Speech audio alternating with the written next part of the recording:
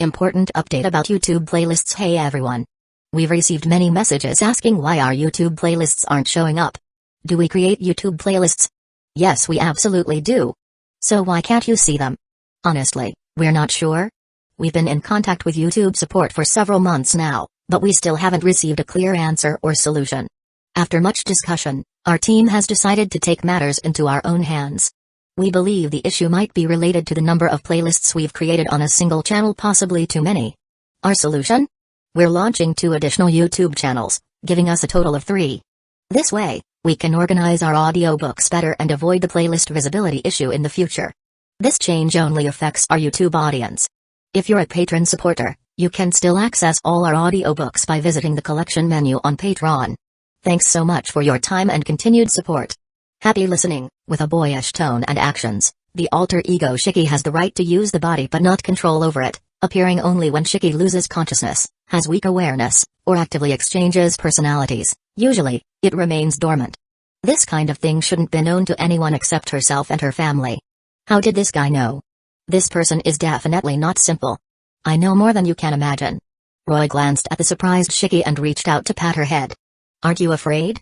Aren't you going to try to resist? For example, take out that little knife hidden in your sleeve and stab me or something? Aren't you worried I'll really do something strange to you? TCH, being afraid doesn't help. Shiki shook her head, discarding the little knife from her sleeve, and confidently said, you can easily hypnotize those 2 bodyguards just now, such little tricks definitely won't work. If you want to hurt me, I definitely can't escape. You see things very clearly. No choice. If I didn't see things clearly, I wouldn't have survived to this age. Really a small person with a big spirit. Don't worry, I won't do anything strange to you. Just accompany me for a bit, and I'll let you go afterward. As compensation, I can also teach you that little trick from earlier. That hypnosis trick? Roy shook his head. Correction, it's not a hypnosis trick, it's called suggestion magecraft. Aren't they the same?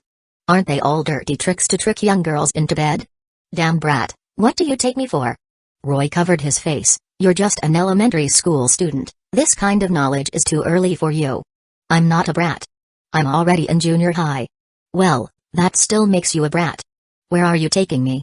To a coffee shop, just to meet someone. Meet someone? Why does it feel a bit like a trafficker bringing an ignorant girl to a den for accounting? Shiki was somewhat cautious, tightly gripping the small knife hidden in his sleeve. If he hadn't secretly tested the man before him several times and confirmed that he absolutely couldn't defeat him, he would have rebelled long ago. However, for now, he needed to look for an opportunity. At least he had to show weakness and demonstrate obedience. Oh, what kind of person? Someone like you who possesses magical powers. Yes, she's quite similar to me, we are both Magus.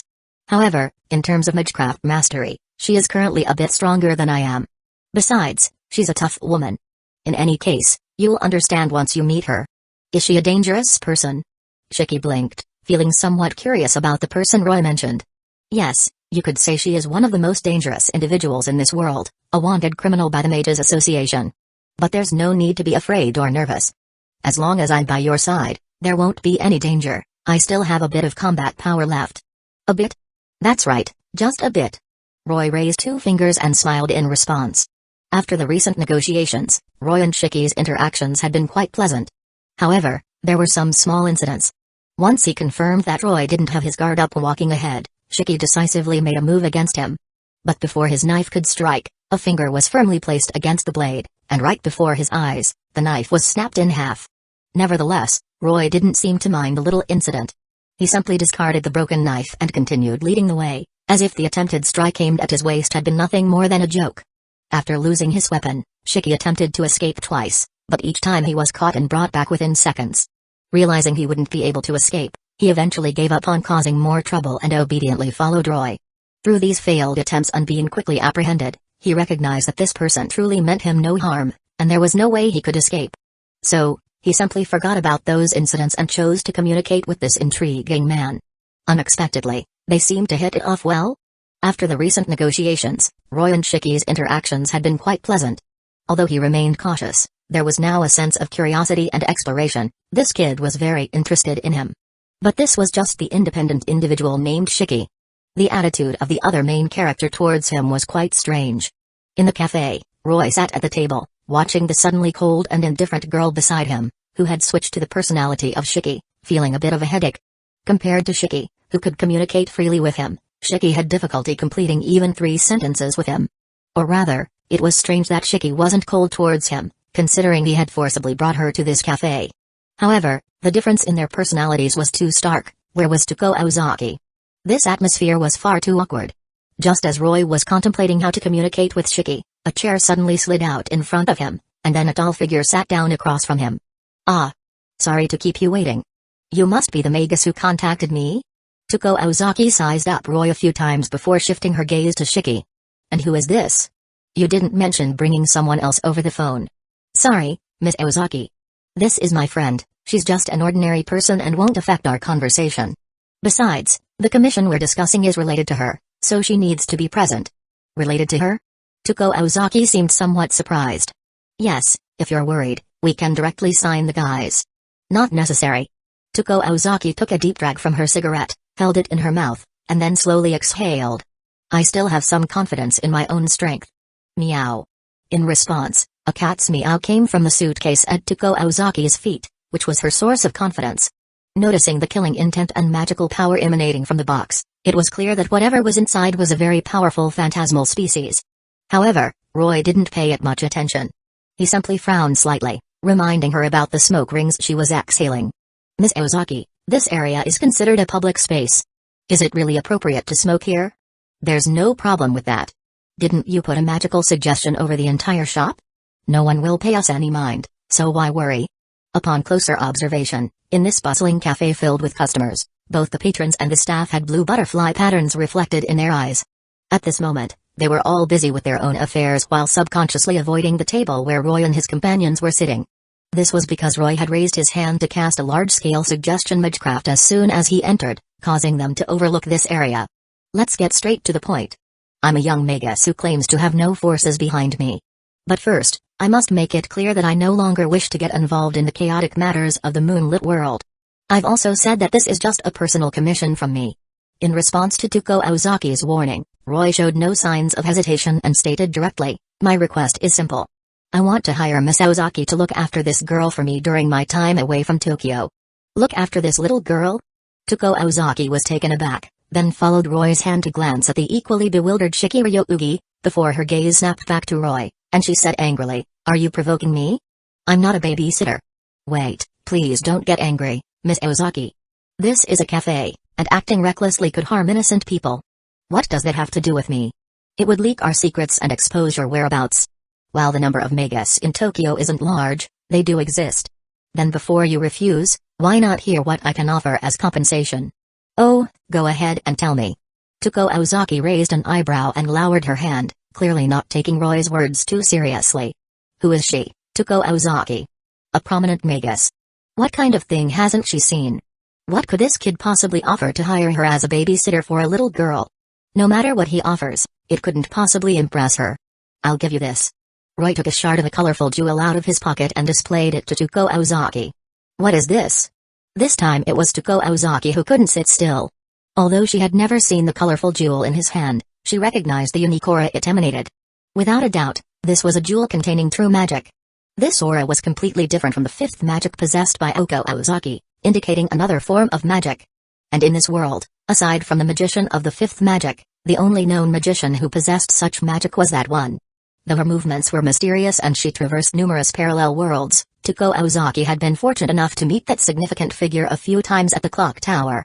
The magical energy she exuded upon her arrival was identical to that of this jewel. So this is the second magic? It seems I don't need to prove the authenticity of this jewel. Noticing the surprise on Tuko Ozaki's face, Roy knew he had achieved his desired goal and pressed the jewel onto the table, handing it to her. This is a fragment of a mystic code infused with the second magic. The remains of the jeweled sword. The value of this item in the magical community should go without saying, right? Indeed, such a thing is truly invaluable. Whether it's used to create a new magical furnace or to keep for oneself to produce a brand new mystic code with the characteristics of the second magic, it's an excellent choice. Even selling it to a lord could fetch an astronomical price. Tuko Ozaki nodded. What a rare and precious treasure. It's making my collector's instincts act up. If I couldn't see your depth, I might have directly snatched it from you here. As her words fell, Tuko Ozaki's gaze sharpened, and at that moment, The suitcase at her feet emitted a meow sound. The sense of oppression came rushing in, causing even Shikiryougi, who had been quietly listening beside Roy, to tense up. This woman is a monster. However, Roy was not intimidated by such pressure. He reached out to pat Shikiryougi's head, gently saying, "It's okay. As long as I'm here, you won't be in any danger." The oppressive atmosphere that enveloped them dissipated with Roy's words. Another unique magical energy dispersed the pressure brought by Tuko Ozaki. It was so easily dispelled. This kid. Watching Roy remain unfazed, Tuko Ozaki ceased her meaningless probing. "You jest. Although this jewel is significant, compared to hiring you, it's only barely sufficient." "Oh? You dare to say that? To offer such a precious treasure, you must not be some so-called magus without any force behind you." "No, as I said before, I only represent myself." "Then can you continue to increase the stakes? Although I'm a bit tempted, it's not enough to make me feel compelled to accept just yet. I plan to stay in this dull city for a while." "No, you will." Though he wanted to respond directly, Roy maintained his polite smile and replied again. "Of course, I can offer an even more satisfactory price." "Oh? Let's hear it." Tuko Ozaki's interest was piqued. "If you clash with your sister, the magician of the fifth magic, Oko Ozaki, I can assist you in suppressing her firepower. While I may not be quite her match at the moment, it won't be long before I'm not inferior to her and may even surpass her." "Suppress Oko's firepower? Are you kidding me? You think you have the power to suppress that monster Oko?" This condition caught Tuko Ozaki off guard. In fact, this condition made her more intrigued than the jewel containing the second magic, but it was mostly disbelief. After all, very few in the magical community possessed the power to suppress Oko. Though she was intrigued by this condition, Tuko Ozaki still felt a sense of lingering dissatisfaction over losing to her sister Oko Ozaki after all these years. If she could truly fight back, trample that annoying Oko underfoot, and see her defeat with her own eyes, that would really be quite nice. But she wasn't a fool. The power to suppress Oko? How could this nameless kid in the magical community possibly possess such strength? He must just be trying to con her. "Do you think I'm easy to fool?" "Of course not. I have no reason to deceive you about this, nor am I joking." Roy shook his head, responding earnestly, "I indeed possess that kind of power. Because, like your sister Oko Ozaki, we can be considered the same kind of person." "The same kind of person? What do you mean by that?" Tuko Ozaki furrowed her brows slightly. "Literally what it means. Look closely." Saying this, Roy's eyes flashed with a white light, and then he raised his palm, illuminating both their faces with a pure white radiance. He revealed his magical aura without reservation to Tuko Ozaki. "This is my proof." "Such a magical aura? Such a characteristic? Is this a joke? Is this—" In an instant, her heart surged with tumultuous waves. Tuko Ozaki looked up in shock at Roy, swallowing the smoke rings that hadn't yet escaped her mouth. "Does this prove it?" Chapter 64, 64 Contract, Guy's Contract, Contractor, Roy and Tuko Ozaki. Contract details. First, the Grand Magus, Tuko Ozaki, must settle in Tokyo for the next 3 years as a guardian for Shikiryougi. Second, during the duration of the contract, the contractor Tuko Ozaki must do everything in her power to ensure Shikiryougi's safety, avoiding any danger to her. Third, during the contract period, Tuko Ozaki is not allowed to make any threats or harmful actions towards Shikiryougi, whether directly or indirectly. Swear an oath to the root and soul, it must not be violated. Tuko Ozaki glanced at the 3 stipulations written on the parchment by Roy, furrowing her brows as she looked at him, then carefully examined the contract. The contents of this contract were very clear, with no loopholes in the wording. As payment for her employment, she would receive a precious jewel containing the principles of true magic, along with a promise from the magician of the third magic in the future. In exchange, she had to be responsible for the safety of the little girl named Shikiryougi for 3 years. Such a deal was clearly not equitable. No matter where she stayed, settling in Tokyo didn't mean any loss for her. After all, the idiots from the clock tower would never extend their reach to Southeast Asia to capture her in such an ostentatious manner. However, this contract that seemed to benefit her so much made Tuko Ozaki uneasy. She couldn't fathom the intentions of the person in front of her. Was this demand made solely for the protection of the girl? Did Shikiryougi possess some kind of special potential that equaled or even surpassed these conditions? To be honest, she was very curious. What could this girl, protected at such a cost by the magician of the third magic, possess that was so extraordinary? If possible, she really wanted to investigate further. However, rubbing the white jewel in her hand, she quickly calmed her mind. She didn't believe she was qualified to confront a magician head-on. Compared to the well-known magician of the second magic and the magician of the fifth magic she had seen with her own eyes, the magician of the third magic was the most mysterious and unpredictable. Even she could potentially falter. Though her magecraft was powerful and wondrous, it was certainly not invincible. Tuko Ozaki knew this well. Otherwise, she wouldn't have been defeated by Oko. For me, while the 3 conditions you propose do impose some limitations, they are negligible compared to the cost you are paying. I have no reason to refuse such a deal. So you accept? Yeah, I can accept. After carefully considering Roy's conditions, Tuko Ozaki took a puff of smoke, slightly furrowing her brows as she asked, "But what is your purpose? Why propose such unequal conditions? Are you saying?" Her gaze fell on Shiki Ryougi, who had been silent beside Roy. "This girl is very important to you, isn't she? Is she your illegitimate daughter? Or perhaps your lover?" PFFT. Such shocking words caused Roy, who was drinking coffee, to lose his composure, staring blankly at this absurd woman spouting nonsense. Shiki Ryougi's expression stiffened suddenly, casting a wary glance at Roy. Could this guy really be a perverted Lilicon? Of course not. What on earth are you thinking, woman? How could I have such a large illegitimate daughter? Besides, I don't look like the type to be interested in schoolgirls, do I? Isn't it? Willing to pay such a price for her, the only people who would do that are parents or lovers. Could you possibly be siblings? Tuko Ozaki raised an eyebrow. Stop with your wild imaginations or this meaningless probing, Miss Ozaki. Roy raised his hand to stop her. As the employer in this contract, I have no obligation to explain the specifics to you. You only need to answer me one question: do you accept these conditions and agree to form this contract? Trading 3 years for a jewel containing the principles of the second magic and a promise from the magician of the third magic is an incredibly generous deal. You must realize this. So there's no need to continue with these pointless probes. Roy easily saw through Tuko Ozaki's attempts at probing. TCH, that's really annoying. Your smug face reminds me of that idiot. Tuko Ozaki clicked her tongue, then ceased her probing and raised her hand to sign her name on the parchment. Tuko Ozaki, however, the contract is established, and I have accepted this commission. Then, may our cooperation be pleasant. Seeing Tuko Ozaki sign the document, a smile appeared on Roy's face as he also pricked his finger to sign his name. Roy, witness, root collateral, so the contract is hereby established. Just like when he signed the guys with Kenneth for the first time, at the moment both signed their names, a strange magical power and connection descended upon their souls, marking the contract's activation. However, this time felt a bit different. He didn't feel any particular sense of binding. Was it because his body was made of root energy? Keep this safe, Shiki. You want me to take this? Shiki Ryougi glanced at the contract pushed in front of her by Roy, momentarily taken aback. Although she didn't understand the Magus world over there, from the conversation just now, she could still see the significance of this contract and the purpose of its signing. It was for her sake.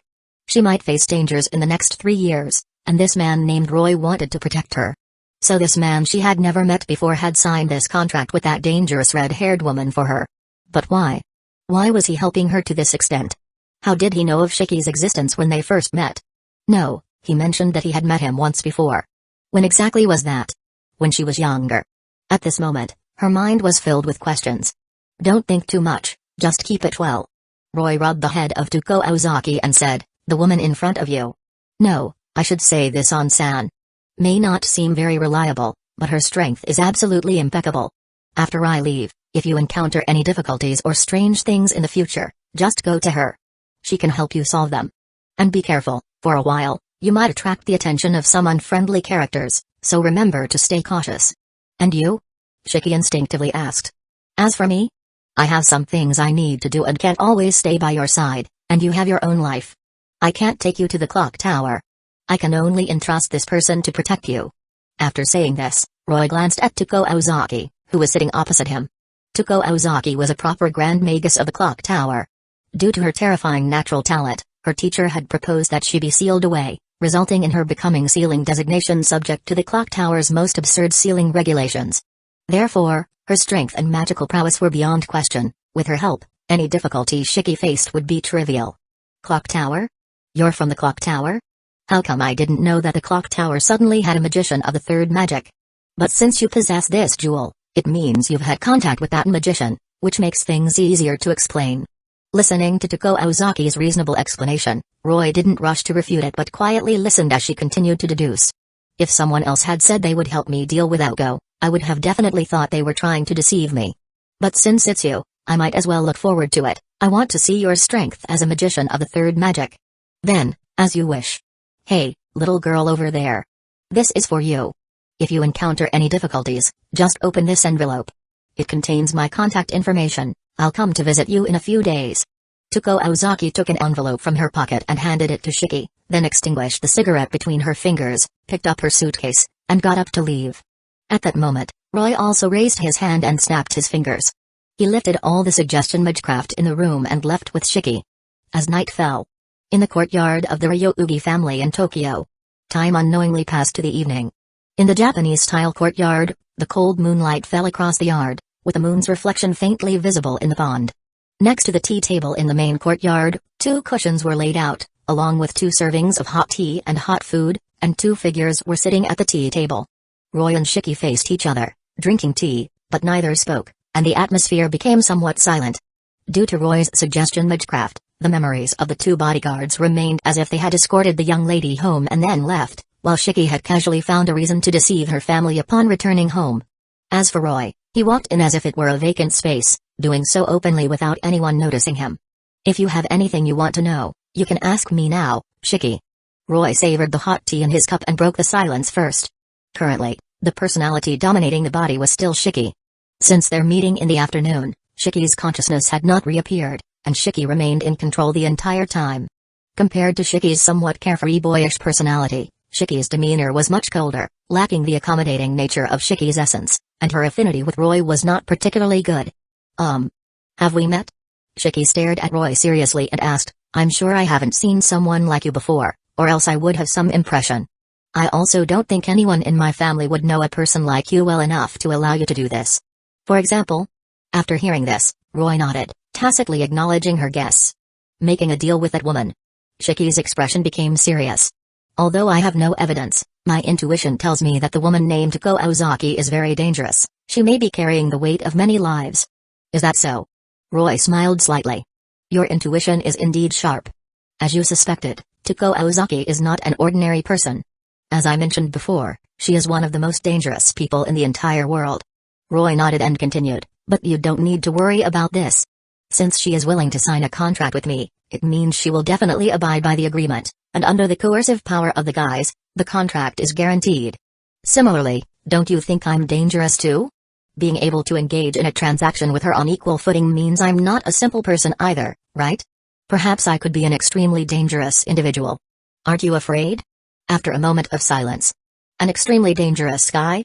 No, even though Roy was full of secrets and came from a world she was not involved with, Shiki's intuition told her otherwise. Roy was definitely not a dangerous person, rather, she felt an inexplicable familiarity and closeness with him. This feeling was shared by Shiki as well, which is why she could negotiate with Roy in such a short time.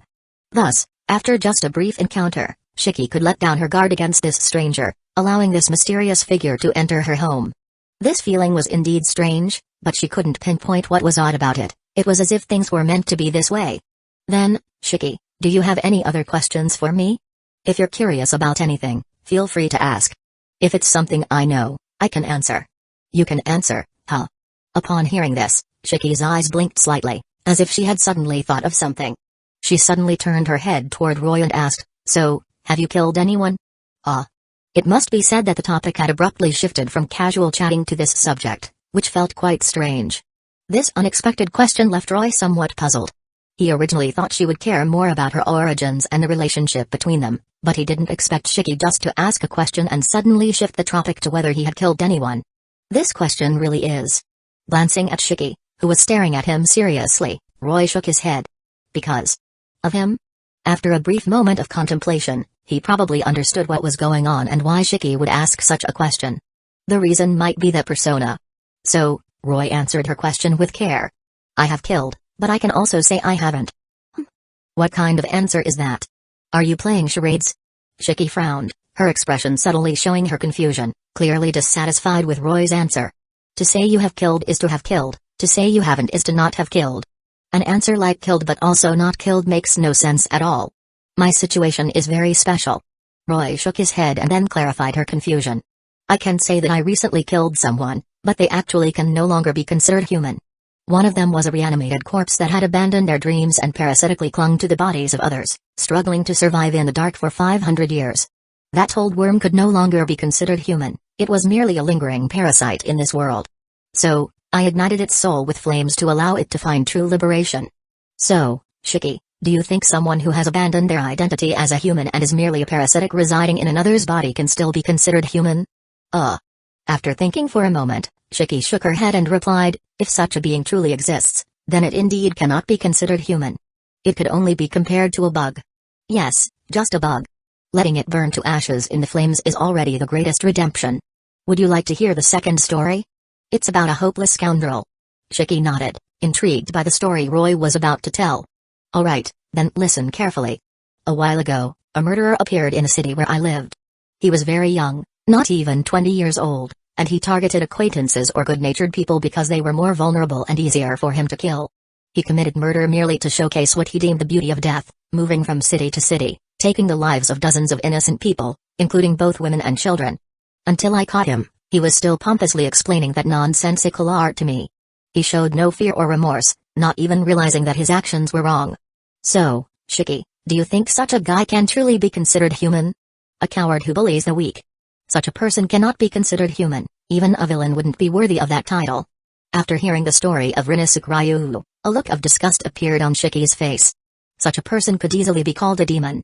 So you killed him? No, that would be too easy for him. Roy shook his head. When I caught him, I directly broke his limbs and interrogated him about his motives, which were about that so-called art. Then, following the steps he described, I let him bleed, turning him into what he claimed was art, while still preserving his last breath. I threw him in front of the victims' families. I don't think I need to explain his ending. Roy remembered how he had resurrected Rinasuk Ryu. That guy was still shouting about so-called death art until he had his limbs broken, remaining unaware of fear or remorse. So, he made a small adjustment to his soul using the third magic. He amplified Rinasuk Ryu's perception of pain several times, then bled him, dissected his body, and dragged him in front of a mirror to appreciate the art created from his own body. Just before he died, he was healed and the cycle continued until he begged for mercy. In Roy's view, dealing with a naturally evil scoundrel like Rinasuk Ryu, who had no conscience and didn't even know he was doing evil, required targeted measures.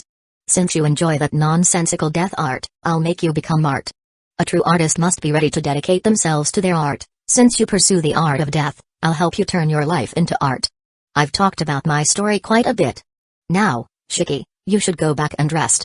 You have class tomorrow. It's not a good habit to sleep late and wake up late and neglect your studies. Shiki asked, are you leaving? Yeah, but at this time tomorrow, I'll come back here to see you. Will you tell more stories? No, although I've arranged for Tako Ozaki to protect you in Tokyo, before I leave, I will also teach you some skills and help you train so that in the future, even when facing a certain being, you won't be caught off guard. Is that what you refer to as magecraft? Upon hearing this, a rare interest appeared on Shiki's face. After all, at this age when middle school students are the most curious and in the most rebellious stage of their lives, no boy or girl could refuse something mysterious and cool like magecraft. Even Roy had been happy for a while after the Count called him a magus not long ago. Yes, it's magecraft. Not only will I teach the suggestion magecraft I promised to Shiki but also some fundamental enhancement magecraft. I will teach you all of it during this period. In short, study hard, this will be very beneficial for your future. At this point, Roy stood up and looked at Shiki, who was still deep in thought. After considering, he added, by the way, Shiki, there's one more thing. What is it? If one day you feel that Shiki has killed someone, just contact me directly. This is a special familiar I created. It can help you contact me at any time and can also detect some dangers that might go unnoticed, such as sensing magical power. As he spoke, Roy raised his hand and used magecraft to outline a light blue butterfly in midair, then tapped its eyes with his index finger to bring it to life. Go, fly over to Shiki. Following Roy's instructions, the light blue butterfly slowly circled in the air, then finally flew to Shiki's hair, quietly resting there, resembling a special hair ornament. It complemented her well, adding a touch of coldness to her demeanor. I understand. Shiki touched the blue butterfly resting on her hair. I see, then I look forward to seeing you again tomorrow, Shiki. With a rustle, the evening breeze blew through, leaves falling, and the figure in the small courtyard had already vanished, leaving only the girl still sitting quietly at the tea table, gazing at the night sky. At the same time, at a place where the intersection of spatial cracks lay, the old man of the jewel, Kisser Zellrech Schwenorg, tapped the table, a meaningful smile spreading across his face. He then uttered the same words as that existence known as Shikiryo Ugi. Interesting. Chapter 65, 65 Fujino Asagami. The next day, after confirming that Shiki had came to school normally, Roy left her school. Although he didn't know the exact time when Kara no Kyokai began, he could infer that it was very close just by looking at Shiki's age. He had arranged for Tako Aozaki to keep an eye on Shiki's safety, but since he was here, he wouldn't just stand around. First, let's explore this city. Now atop a high building, Roy looked down at the scenery below, then gathered his strength and leaped boldly to another rooftop. It was a simple method like that of superheroes in movies, using magecraft to enhance oneself and then utilizing that enhanced physical ability for high-speed movement. However, maintaining such a state for a long time consumed a lot of magical energy. It was unlikely that any proper Magus would use their precious magecraft for travel, except for monsters, of course. The magician of the second magic could directly open a rift to teleport, while the magician of the fifth magic Hoko Aozaki had a special fondness for this travel method. Not only was it fast, but it was also cool. For someone like Roy, who was an unconventional magical perpetual motion machine, magical energy was merely something that could be extracted in a breath. He could summon as much as he needed. Detection magecraft, butterfly familiar. While personally searching, he also didn't forget to conjure many magical familiars in midair, sending them to look for anyone in the city resembling Araya Sauron, whom he would visit personally afterward. As for why he didn't limit the search to just finding Araya Sauron, the reason was simple. He had only seen part of the Kara no Kyokai series through certain channels and only knew that the enemy was Araya Sauron. He was unaware of any other specific information. The intel he had on the other party was roughly male, appearing around 45 years old, with long black hair, fond of wearing a black robe, and carrying prayer beads. He seemed to have some connection with Tako, so he could ask her for confirmation later. In any case, he would explore based on this information. After all, the city's intelligence network had to be established eventually. After a long time, standing atop a building, Roy continually observed the corners of the city through his familiars. He saw a lot and gradually deepened his understanding of the city, but he still hadn't found the information he was looking for. It seemed that he really wasn't here. Was the other party hiding too well? Or had he not arrived yet? Just as Roy was about to withdraw his familiars and leave, a sudden clamor erupted from the alley below. Reinforcement magecraft, hearing. Miss, where's today's pocket money? You've refused us for so many days. How about playing with us today? Come on, we will take you to see a banana, kekek. The noisy voices reached Roy's ears. Several boys sounded like they were talking to someone. The tone of their words seemed a bit off. At first, he thought it was just some unruly youth messing around in a box, but the next moment, he heard a girl's sobs and the filthy words coming from these little ruffians. Don't. Stop. Hey, you still refuse. There's no one here for the young lady, we can do whatever we want with you. Roy frowned slightly and immediately vanished from his spot. In the alley below.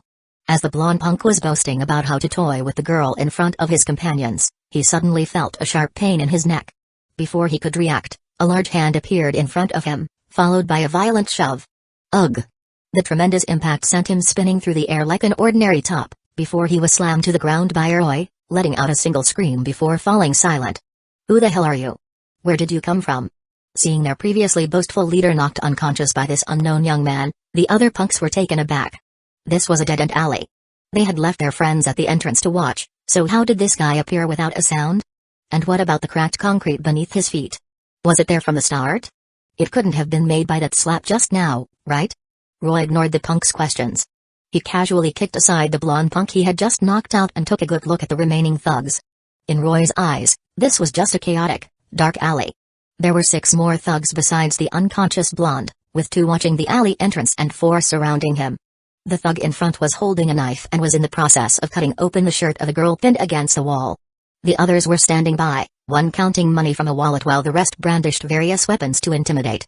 Roy glanced at the purple-haired girl trapped in their midst, tears in her eyes, and narrowed his own slightly. So, this was the situation. A local gang's extortion?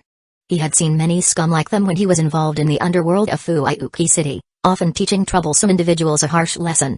At least under his arrangement, no thugs were daring to cause trouble in the territory managed by the Fujimura Group.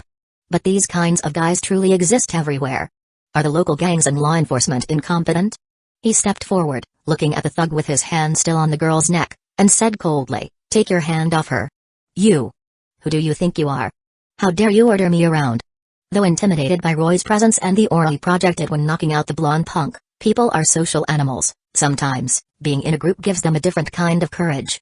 So they all stood together and confronted Roy. "I advise you not to meddle, or you'll be dealt with too." "Yeah. Let's all go for him and beat him up." The leading thug, clearly bold, decisively pushed the girl aside and lunged at Roy with his knife. This strike was aimed at Roy's waist and was intended to be lethal. But he was too naive. In an instant, Roy moved at an incomprehensible speed, appearing behind the thug, grabbing the girl's arm before she could fall, and pulling her into his embrace. He then seized the thug's arm with his other hand, and with a sharp crack, the sound of breaking bones echoed as he twisted the thug's arm, snapping it. Ah! Unlike the blonde punk, who had been knocked unconscious, this thug was fully conscious and rolled on the ground in agony from the severe pain in his arm, completely losing his previous bravado. Roy coldly glanced at him, devoid of any sympathy. If it weren't for the girl still in his arms, he would have considered tearing the thug's entire arm off. While he wouldn't go as far as to kill randomly, he certainly wouldn't hesitate to cripple them and cut off their ability to do harm. Seeing their leader's arm broken in one hit, the other punks who had wanted to surround Roy were frightened and quickly took a few steps back, their previous arrogance vanishing. This guy is tough.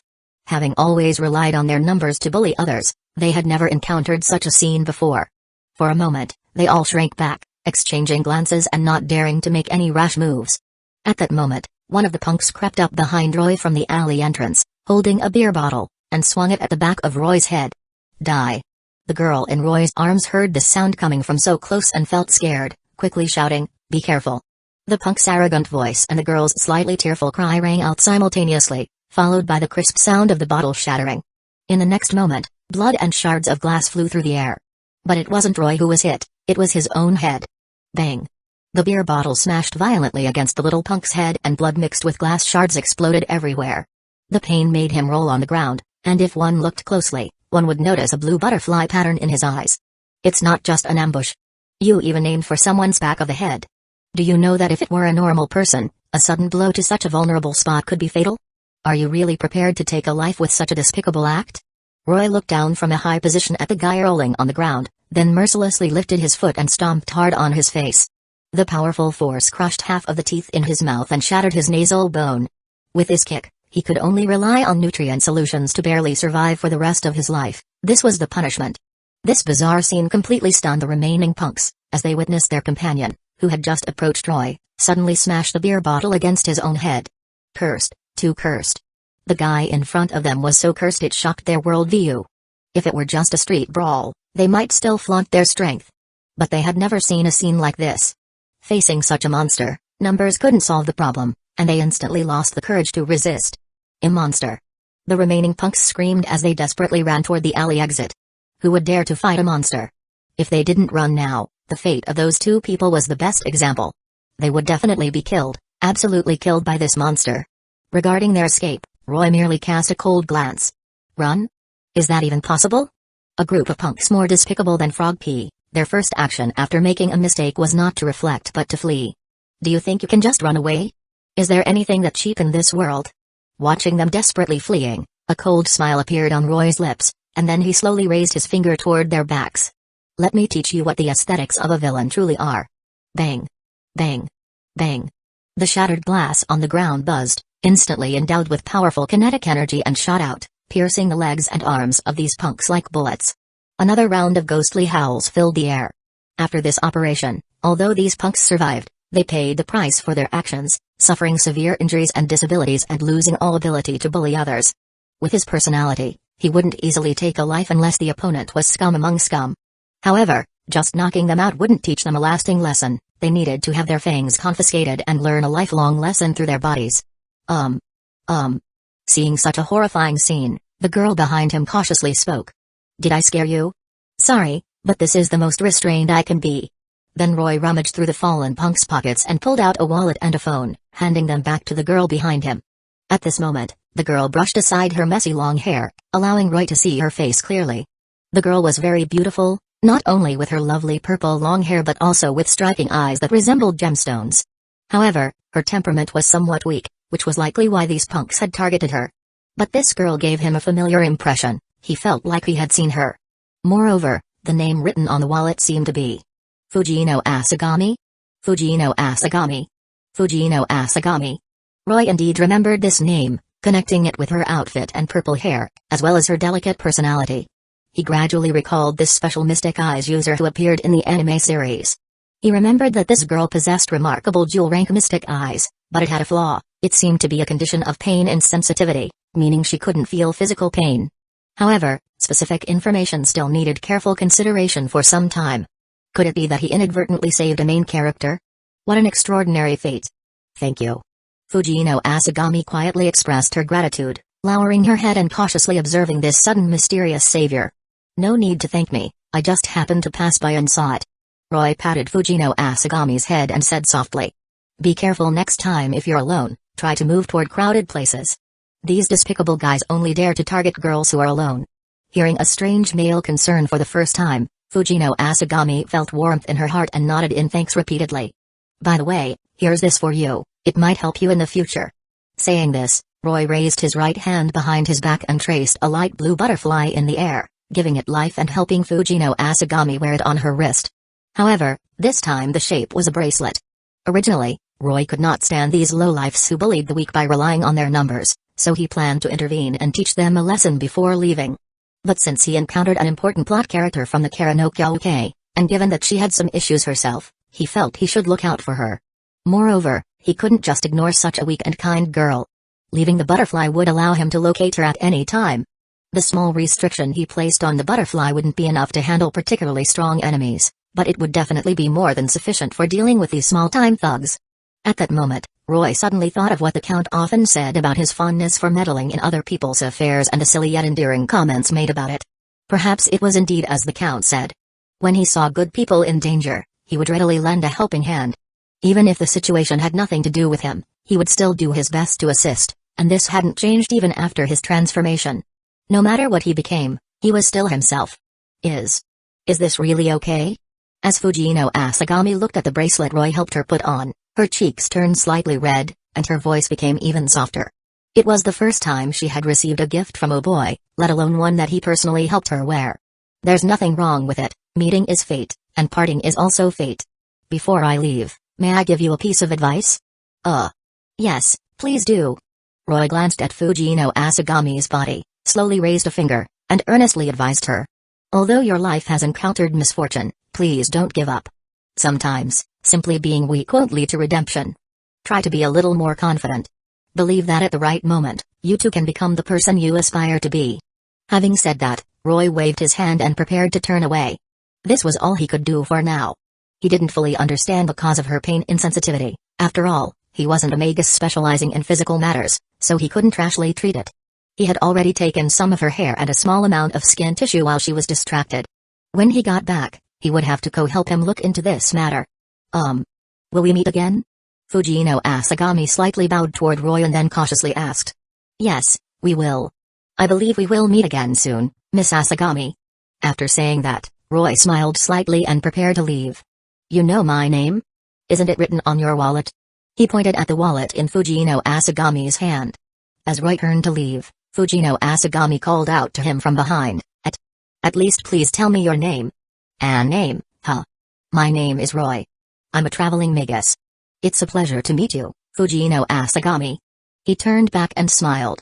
Then his figure disappeared into the crowd.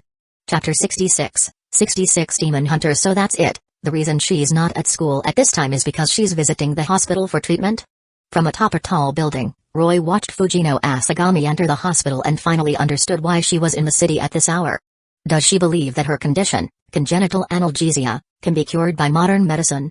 That's a bit too naive. Now that he understood the reason, Roy didn't linger any longer and turned to leave.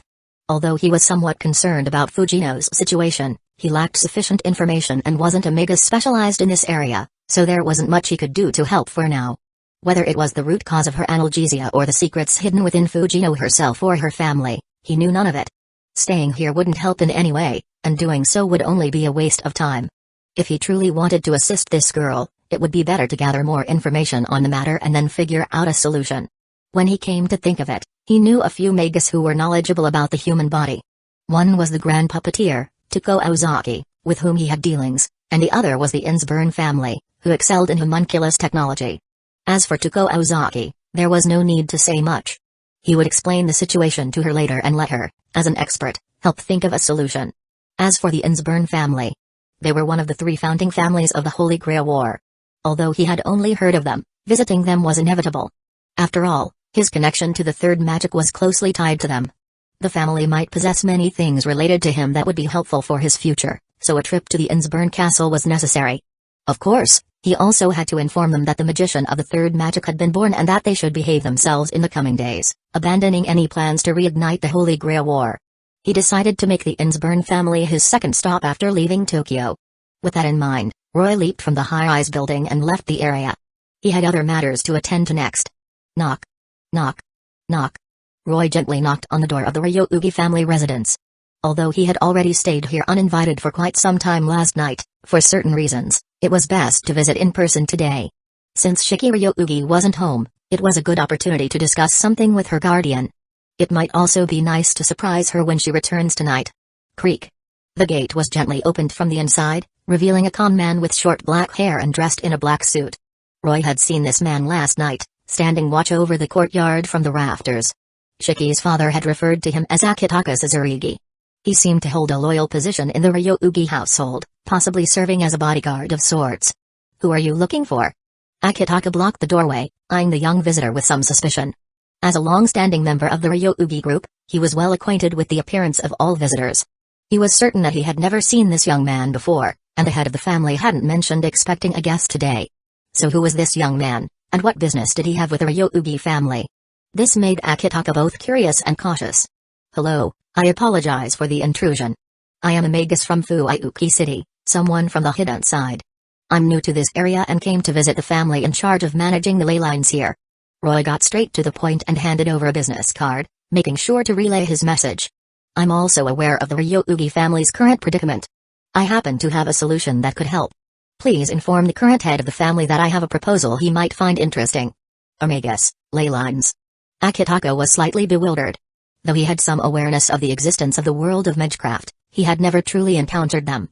However, the guard captain clearly knew that when faced with a visitor from the world of magecraft, he couldn't afford to show the slightest negligence. He quickly nodded in agreement.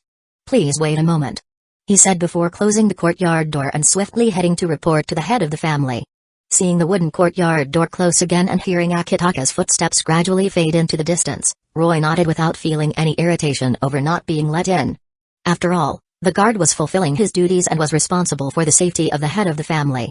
If he let someone pass just based on their word alone, he would be failing as a bodyguard. He wasn't in any rush, so waiting here for a bit was no issue. After a while, tap tap tap accompanied by a steady set of footsteps, the wooden door of the courtyard opened once again. Akitaka calmly walked out, bowed slightly to Roy outside the gate, and said, "Please follow me." "All right." Roy nodded slightly and began walking behind Akitaka. The two of them started making their way through the courtyard of the Ryougi family. Akitaka was not much of a conversationalist, in fact, he was rather reticent. Aside from the initial few words of greeting, there was no further conversation between them. He led the way in silence, while Roy followed behind. Both kept their distance and maintained a strict, formal demeanor, revealing Akitaka to be a rather rigid middle-aged man. Or perhaps it was the entire Ryougi household that carried this repressive atmosphere. While the courtyard had a variety of greenery bringing life to the environment, and the decor leaned toward an antique style, the mood remained heavy. The stone-piled rock gardens, the small stream, the courtyard, and the two yin-yang fish in the pond resembled the decorative landscapes of Edo-period daimyo's homes. But the somber tones in the courtyard, along with the silent servants working diligently with their heads down, added to the oppressive atmosphere. While it's true that order and rules are necessary, having too many isn't always a good thing. At the very least, as far as underground organizations go, the atmosphere in the Fujimura clan was much more relaxed than it was here. As they walked, Roy noticed a rather peculiar figure. Unlike the others working in the area, this young man didn't seem to be bound by the same rigid rules. He appeared to be a teenager dressed in a red kimono, with somewhat messy hair, and his behavior exuded an air of casual indifference. The dark circles under his eyes gave him an added melancholic look. Was he someone important in this family? The youth, who was strolling, seemed to have sensed Roy's gaze. He looked up, and their eyes met for a brief moment. The youth's gloomy gaze locked with Roy's clear eyes, and in that brief moment of eye contact, the youth seemed to see his own reflection in Roy's eyes. "Hello." Roy greeted the young man with a slight smile. "Ah. Hello, sorry." The young man responded, snapping out of his momentary daze. Realizing he had been staring rudely, he quickly apologized. "It's no problem, but you should try to perk up a little, young man." Sensing that the youth had something on his mind, Roy offered him a word of encouragement. However, this light remark clearly didn't have much of an effect on the youth. Instead, the youth found himself curious about Roy. "Akitaka, who is this?" Upon hearing the inquiry, Akitaka bowed slightly and answered, "Kaname-sama, this is an important guest visiting the head of the family. I was just about to escort him to the reception room." "A guest visiting father, huh? I see." With that, Kasane Ryougi gave Akitaka and Roy one last look before turning and leaving. Noticing Kasane's somewhat inappropriate manner, Akitaka hurriedly explained to Roy, "I apologize. Kasane-sama's mood is often not the best, so his behavior may come across as impolite. I ask for your understanding." "It's all right. He seems like quite a unique person." Roy was understanding. As the elder brother of Shiki Ryougi and the eldest son of the Ryougi family, it was no surprise that Kasane would be in a bad mood. After all, his inheritance rights and the attention once meant for him had all been taken by his younger sister. His future had long been decided, leaving little room for joy. But due to Shiki's special nature, along with the family's background in exorcism, the inheritance had already been determined. Kasane, as a member of this family, was well aware that he had no real standing to compete with his sister. Moreover, Roy had already observed Kasane earlier. The young man clearly lacked the talent to become a magus, so he would likely be unable to advance in this world. It would be better for him to avoid getting too involved in the hidden world. The two continued walking for a while longer, and finally, Akitaka stopped in front of a spacious wooden reception room. The door was open, and inside sat the figure of a tall man. It seemed he was the head of the Ryougi family. "Shiki's father. The master is waiting for you inside. I'll take my leave now." Since he hadn't been given permission by the family head, Akitaka naturally couldn't accompany Roy into the reception room. He bowed slightly to Roy and the man inside before excusing himself. Without any lingering curiosity or hesitation, he simply fulfilled his duties and left. What a capable subordinate! Roy couldn't help but admire him. Without further delay, Roy stepped into the room. Inside, the middle-aged man wore a black kimono, his hair neatly tied behind his head. His strong physique and sharp eyes clearly showed that he had undergone rigorous martial training. Though middle-aged, he gave Roy the same feeling he had when facing the head of the Fujimura clan. "Do all Yakuza leaders have such an imposing presence? Mr. Roy. Is that right?" The middle-aged man spoke Roy's name in a low but authoritative tone, his demeanor that of someone accustomed to holding power. Even when faced with an unfamiliar magus, he maintained an equal stance, not letting his aura waver. Very impressive. As expected, Shiki's father was no ordinary man. The man's demeanor earned Roy's respect.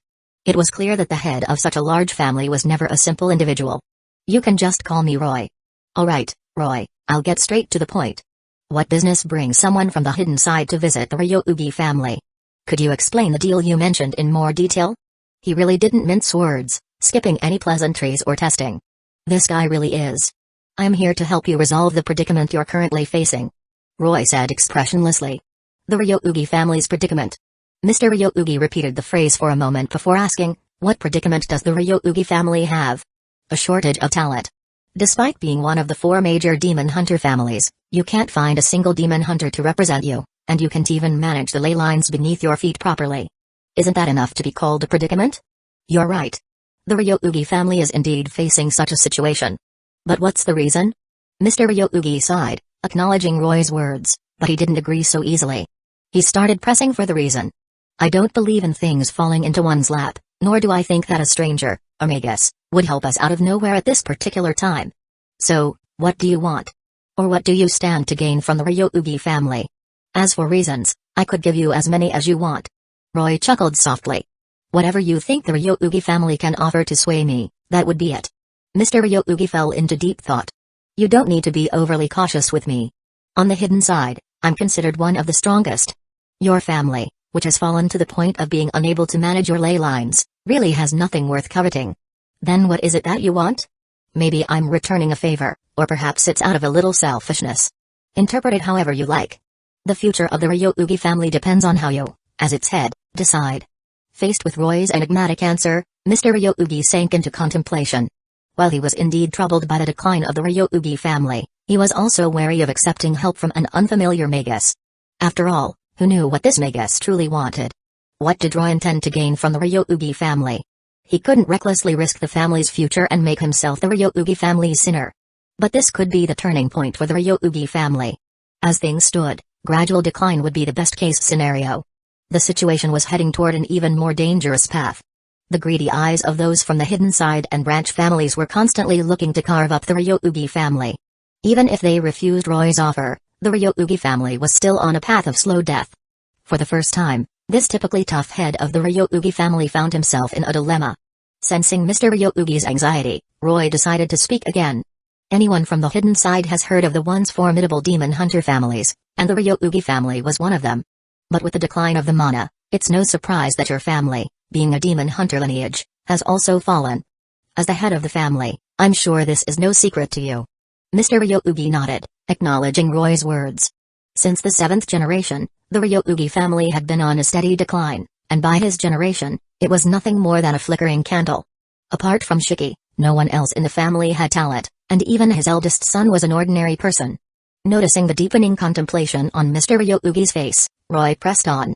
If 3 generations ago, you could still find a few demon hunters in your family. What we'd now call Magus to keep up appearances. Then in this generation, it's likely you wouldn't even find one, would you? Otherwise, you wouldn't have had to replace your eldest son with your talented daughter as the family head. But have you thought about it? If this continues, generation after generation, can you guarantee that the next one will produce someone with talent? And if not, how will you deal with it then? Roy's words cut deep, striking Mr. Ryougi's sore spot. He had considered this. Although the Ryougi family claimed to have withdrawn from the hidden side, they couldn't just leave as they pleased. The enemies they made in the past, the debts left by their ancestors. All of that was a burden they, the descendants, had to bear. For many years, the Ryougi family has been attacked by the hidden side more than once or twice. Every time, they had to spend a lot of money hiring people from within the hidden side to resolve it, but how long can they rely on others to help? If one day, the Ryougi family loses even their wealth, can the family members truly survive? Most of his life had been spent fighting and killing in the underworld, but as the current head of the Ryougi family, he had also witnessed many of the world's hidden secrets. He had seen both the overt and covert struggles of the secular world, as well as the unpredictability of the hidden side. After living and fighting for so long, he was actually tired.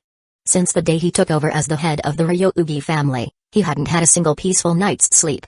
Every day, he had to tread carefully to avoid making wrong decisions, constantly calculating and competing with those in the secular world for wealth, while also guarding against prying eyes from the hidden side. He was indeed exhausted, but even so, he feared more about failing the old head's trust. He was even more afraid that after he stepped down, his daughter wouldn't be able to handle the heavy burden, which would crush her and shatter the family. So, he had to grit his teeth and keep going. He had to hold on and ensure that he left a relatively safe and stable family for his daughter, without betraying the old head's trust. However, Roy's words today had completely awakened him. Even if he kept pushing forward like this, what was the point? It was merely delaying the inevitable demise, not finding a way to revive the family. What good was that? After a long period of contemplation, this man, who had spent his entire life scheming and calculating, sighed and made up his mind. Perhaps, as this Magus in front of him had said, it was truly time for them to make some changes. He believed that if the person sitting here now wasn't him, but the old head, the same choice would have been made. After all, even on his deathbed, that old man was still longing to lead the family back to its former glory. Clenching his fist, he asked seriously, "Then, sir, do you have a way to save us?" Hearing this, Roy smiled, knowing that the man had already been swayed. He seized the opportunity to present his solution. "Of course, saving your family is simple. First, you need a powerful enough backer to deter those who have ill intentions toward the Ryougi family. Then, you need to train new demon hunters to fend off those Magus or dead apostles who might attack." Hearing this, the head of the Ryougi family fell silent. It seemed like Roy had answered his question, but it also felt like he hadn't. What he said was nothing more than the simplest truth. But if it were that easy, the Ryougi family wouldn't have fallen into such a state. However, holding on to his last shred of hope, he asked Roy, "Can you solve these two issues, sir?" "Of course, I can handle both," Roy responded confidently, smiling. "Whether it's helping your Ryougi family find a suitable backer or helping you train new Magus, or even drawing up a complete inheritance plan, it's all a piece of cake for me. Of course, if you think my words alone aren't convincing, why not sign a guise? That should put your mind at ease, right?" The head of the Ryougi family felt a surge in his heart upon hearing this. He was well aware of the binding guise. They were contracts sworn by Magus to the world and carried severe consequences if broken. Whenever he hired Magus in the past, he always ensured a guise was in place before proceeding. With the conversation reaching this point, it would seem ungrateful not to accept. He couldn't deny that Roy's offer had indeed moved him. If Roy could truly achieve everything he said and lead the Ryougi family back to its peak, then any terms would be acceptable. As long as the family name remained unchanged, even allowing him to take over the Ryougi family wouldn't be out of the question. Compared to other demon hunter families that had been torn apart by stubbornness and mutation, and were now on the verge of being consumed by their branch families, the Ryougi family still had a chance to change. The tremendous opportunity lay right before him. Whether to seize it or not was entirely up to his choice. After a brief moment of silence, he slowly rose, bowed respectfully to Roy, and said, "Please, sir, help me." "Very well, then." A smile appeared on Roy's face. Chapter 67, 67 Ryougi family. Well, sir, today's conversation has greatly benefited me, ha ha ha ha. If what you say is true, and in my lifetime I can lead the Ryougi family back to prosperity, I truly have no way to repay you. In the reception room of the Ryougi family courtyard, bursts of hearty laughter echoed from time to time. If it weren't for her extreme familiarity with her husband's voice, Mrs. Ryougi would never have thought that this joyful laughter came from her rather stern husband. It seemed he was enjoying his conversation with the guest. The last time she heard him laugh so heartily was when he encountered Shiki's special talents. Who was this guest today to make her husband so happy? According to Akitaka, he was a young man from that hidden side. Although her husband had warned her countless times not to approach the reception room or send anyone to eavesdrop, saying he would be back soon. However, soon turned into several hours of waiting, and as a wife, how could she not worry about her husband? Thus, she couldn't suppress her concerns and hurried over. As soon as she arrived, she heard her husband's familiar voice, accompanied by such joyful laughter. It was clear that he was having a delightful conversation with a gentleman visiting the Ryougi family. "Family head, your wife has come to find you." With extraordinary perception, Roy's ears twitched as Mrs. Ryougi approached. "Oh, has my wife arrived?" "Just in time. I will excuse myself for now." "Not at all." Mr. Ryougi stood up, pushed open the wooden door of the reception room, and revealed a broad smile toward his wife standing in the distance. The gloom that had been lingering in his heart was swept away, and he felt in high spirits as he rushed out to give his wife a big hug. "What's the matter? Is there something worth celebrating?" Embraced in her husband's arms, Mrs. Ryougi asked, somewhat puzzled. However, upon seeing her husband's state, she understood that something good had happened. "It's not just anything, it's a tremendous joy for us. I'll tell you the details when I get home tonight. For now, I need to return to continue entertaining our guest." "Guest?" Hearing this, Mrs. Ryougi paused, curiosity piqued as she glanced toward Roy inside the room. From here, he just appeared to be a young man in his 20s. As a former demon hunter family, the Ryougi family had encountered countless Magus, not just a few hundred but several thousand. Yet she had never seen her husband show such respect to a Magus before. Could he be a significant figure from some Magus family? Noticing his wife's confusion, Mr. Ryougi didn't offer much explanation, merely reminding her. "The gentleman's identity is mysterious and unfathomable, but I've seen for myself that he is truly capable, not just boasting. We should not pry into his secrets. Go back and instruct Akitaka to bring a few good chefs from the restaurants in the city, and then find someone to arrange the venue. Tonight, I want to host a banquet for our guest." "A banquet?" Hearing this, Mrs. Ryougi was momentarily stunned and replied in surprise, "Right at home?" "Exactly, right at home." "All right, I'll take care of it right away." Although confused, Mrs. Ryougi trusted her husband's judgment and decided not to ask further, turning to prepare for the evening's feast. "Have you finished talking with your wife?" Roy, sitting in the reception room drinking tea, noticed Mr. Ryougi returning and smiled slightly. "I have finished, sir. Tonight, I will host a banquet for you. We must celebrate our alliance properly and drink until we can't stand." Having witnessed Roy's capabilities and the benefits he could bring, Mr. Ryougi felt elated.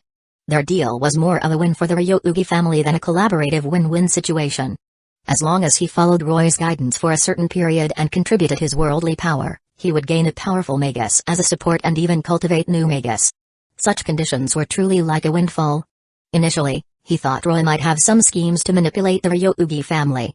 However, when Roy presented a contract and had both parties sign it in front of the world as witnesses, his final doubts evaporated. Given this timely support, calling Roy sir was hardly an exaggeration. "Since Mr. Ryougi is quite satisfied with the conditions I proposed, how about I put forth a few more conditions?" Roy said, glancing at the still joyful head of the Ryougi family. Mr. Ryougi nodded. Please, as long as it belongs to the Ryougi family, I can make decisions to offer it to you, sir. Roy smiled slightly. He had been waiting for this response. I've noticed that your son lacks magical aptitude. Even with more resources, it would be futile, so I won't invest time in teaching him. Upon hearing this, Mr. Ryougi thought of his underappreciated child and sighed helplessly. It seems he truly isn't suited for this path. I don't expect him to achieve much, I just hope he can live safely. However, your daughter, Shiki Ryougi, possesses a talent that surpasses common understanding. It's not an exaggeration to say it's rare in the world. Therefore, I will stay in this city for some time to teach her. Some of the training may seem overly strict to you, you okay with that? I will leave everything to you, sir. Upon hearing Roy's high praise for his daughter, Mr. Ryougi felt a surge of joy and naturally dared not question it. Just moments ago, Roy had demonstrated his true abilities, with his soul leaving his body one moment and soaring through a sea of flowers the next. Flames, water, and more erupted at his command. The intricacies of it all were truly beyond his description. Compared to the Magus they had previously employed to handle matters, it was as different as night and day. If the reception room weren't so small, he felt Roy could show him even more astonishing miracles. If Shiki could be placed under his guidance, she would undoubtedly benefit greatly. As for the strictness? Is there any training that isn't strict? Back in the day, he had gone through countless hardships, enduring numerous beatings from his father. Now, training in magecraft? What was wrong with being a bit strict? Without experiencing hardship, how could one see the rainbow? It was all for the child's benefit. Mr. Ryougi spoke solemnly and earnestly. Sir, I know that Shiki is exceptionally talented, surpassing most people in the world, and you are certainly not an ordinary Magus. It is a great fortune for her to learn by your side. If possible, while I don't ask you to teach her everything, please ensure that you teach her some real skills that can protect herself. Shiki is born special and has a tendency to be headstrong. I can sense that my daughter will face tremendous challenges in the future, so I hope she can protect herself. Truly, it is a parent's heart to be concerned for their child's character and uniqueness, and this father is clearly aware of that. Roy nodded and replied earnestly, it should be so. Regarding the issue of your family not being able to manage the ley lines in the city, in a few days, I will recommend a trustworthy Magus to help you keep watch. When your family has a Magus capable of taking on this heavy responsibility, it will be returned to you. However, the specific terms still need to be negotiated by you and her. We'll negotiate ourselves? I'm not sure what to. His words were left unspoken as Roy raised his finger to give a hint. Although she has a peculiar temperament, her strength is certainly reliable. However, she often makes expensive items, so she isn't financially abundant. You can persuade her with money when the time comes. A powerful Magus who can be swayed by money. Hearing Roy's information, Mr. Ryougi felt delighted. Right now, the Ryougi family lacks nothing but money. Now, they only need to spend money to hire a top Magus as an assistant, which is an enormous boon, especially with Roy's guarantee. Alright, we will follow your arrangements, sir. Watching Roy leave the reception room, Mr. Ryougi clenched his fists, and the joy on his face intensified. With this gentleman's assistance, it is a certainty that the Ryougi family will prosper even more. Those petty individuals who previously hindered the Ryougi family's development will receive their due lessons. Moreover, he said he would help the Ryougi family cultivate some talented Magus to maintain their image. As long as the timing is right, the Ryougi family can ride this wave to rise again in the hidden side. As the largest gang in the city or the vast enterprise of the Ryougi family. These things hold little value in his eyes. What he truly desires is to reclaim what he has lost. If not forced, who would want to withdraw from the hidden side, coming here to compete for territory with these commoners? How could a dragon be willing to swim alongside fish and shrimp? How can a sparrow know the ambitions of an eagle? Though it meant relinquishing a large portion of the Ryougi family's power, he felt it was worth it compared to the rewards they could gain. Although it is a transaction, they are actually the ones taking the most advantage. This gentleman asks neither for their money nor their lives, he merely asks them to do some simple tasks to lead them back to the peak of their ancestors. What's wrong with listening to others? Compared to those arrogant and extremely cruel Magus in the community, what this gentleman is doing is nothing short of benevolent. He believes that if his father were still alive, upon hearing the conditions offered by Roy, he would definitely be quicker to accept them himself. After all, his greatest wish was to revive the family. It's a pity that the disparity in strength between them is too great, otherwise, it would be better if this gentleman could be invited into the Ryougi family or if they could arrange a marriage. This gentleman looks to be just over 20 years old, but one cannot judge a Magus by their appearance, so his exact age remains unknown. Even if there were intentions to match him with a girl from the family, it would be very difficult. In any case, let things take their course. They have already received so much. If they become greedy or unoffend him, it would be unwise. After all, Shiki would be close to this gentleman and could inquire about his preferences and try to cater to them. Now, he should start preparing for tonight's banquet. He must let the gentleman see the Ryougi family's sincerity. In the afternoon, as school ended, the school gate opened, and today, as the Ryougi family's top loyal bodyguard, Akitaka took on the important role of picking up the young lady, the reason being that the others were busy preparing for the banquet under the Lord's orders. As the Ryougi family's top loyal bodyguard, he had to drive to pick up Shiki Ryougi. Akitaka, why is it you picking me up today? As Shiki Ryougi got into the black sedan and saw the driver's face, she was somewhat puzzled. Wasn't Akitaka responsible for guarding the house and staying by her father's side? Why was he the one to pick her up today? Miss, there aren't enough people today, everyone is busy helping the master prepare for the banquet. A banquet? This statement piqued Shiki's curiosity. Due to the many rules in the Ryougi family, she had never really seen them prepare a proper banquet growing up. Even when guests came, her father would only take them to a restaurant in the city. Suddenly having a banquet at home, was there a particularly important guest? Is there an important guest at home today? Yes, today a young gentleman has come to our home. He discussed matters with the master in the reception room for the whole afternoon. After the master came out, he instructed his subordinates to prepare for the banquet. Facing Shiki, Akitaka did not hide anything, explaining what had happened that afternoon while driving. A young gentleman? Could it be a child of some high-ranking official visiting? No, if that were the case, her father wouldn't host a banquet at home. Even if a council member visited, they would still go to a restaurant. What kind of person could make her father host a banquet at home? Shiki was somewhat curious. However, when she asked Akitaka for specific details about this young man, her cold expression began to shift, becoming more animated. It seemed he was a black-haired young man in his early 20s, wearing a black trench coat, who claimed to be a Magus from the hidden side. In his early 20s, a Magus, and a black-haired young man. How do these factors resemble that guy so much? After listening to Akitaka's description, Shiki quickly envisioned a familiar figure in her mind. Could it really be him? After a brief moment of distraction, Shiki thought of the most probable possibility. What's wrong, miss? Noticing Shiki's momentary daze, Akitaka couldn't help but turn back to ask. No, it's nothing. I'm just curious about who this gentleman is that my father treats with such courtesy. Oh, I see. Sorry, miss, but I can't provide specific details. You'll naturally meet him when you return. That makes sense. After saying this, Shiki stopped overthinking and leaned back in her seat to rest her eyes. The image of Roy lingered in her mind. During dusk, Akitaka drove the car back with Shiki. Because the head of the family specifically instructed him that he must bring the young lady back before the banquet, fearing it would delay the head's event, Akitaka drove very fast. What was supposed to be an hour's journey took him less than half an hour to return with the young lady, which meant he would likely lose his driver's license. As soon as they got out of the car, they saw a crowd waiting at the entrance of the Ryougi family residence. Even Shiki's father, the current head of the Ryougi family, was there. Master, we're back. The hurried Akitaka bowed to Mr. Ryougi standing at the main entrance, then returned to the driver's seat to park in the designated spot. His smooth movements indicated this wasn't his first time picking someone up. Father. Shiki, you're just in time. Come with me to meet the gentleman. The gentleman? After sending Akitaka away, Mr. Ryougi hurriedly approached Shiki and spoke with a hint of earnestness. Yes. Your father has already met him, and he is a person of great capability. He intends to guide you, so don't miss this opportunity. Guide me? At this point, Shiki felt the outcome was nearly certain. Shiki, you are the designated successor of the Ryougi family. While your father has no authority to intervene, this gentleman might be the favorable win for our family's resurgence. I hope you can take this matter seriously. As Mr. Ryougi earnestly advised his daughter, he led her to the main hall to meet Roy. Shiki stepped into the main hall of the Ryougi family with a confused expression.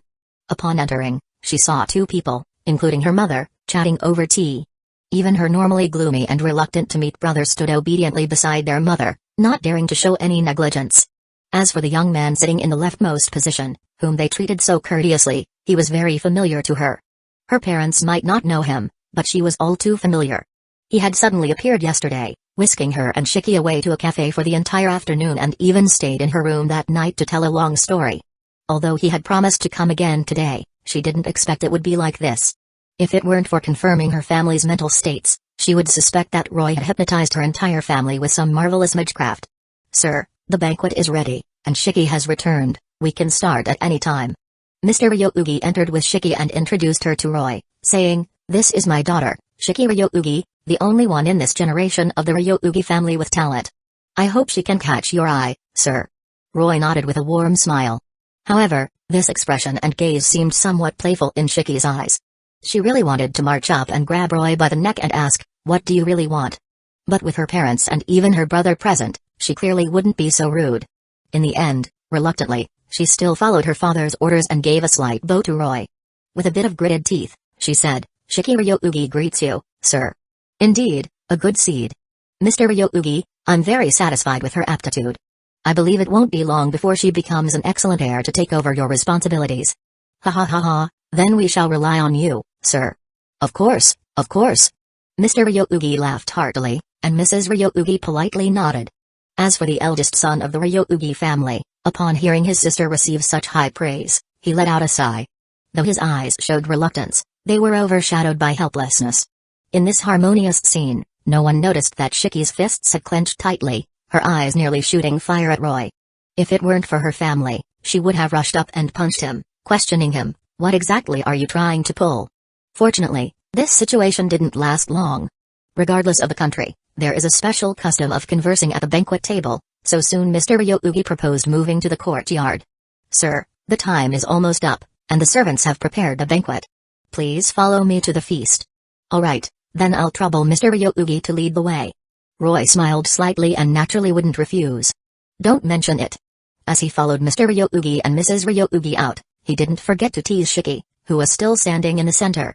"Let's go, Miss Shiki, the banquet is about to start. If you keep standing there in a daze, you miss it."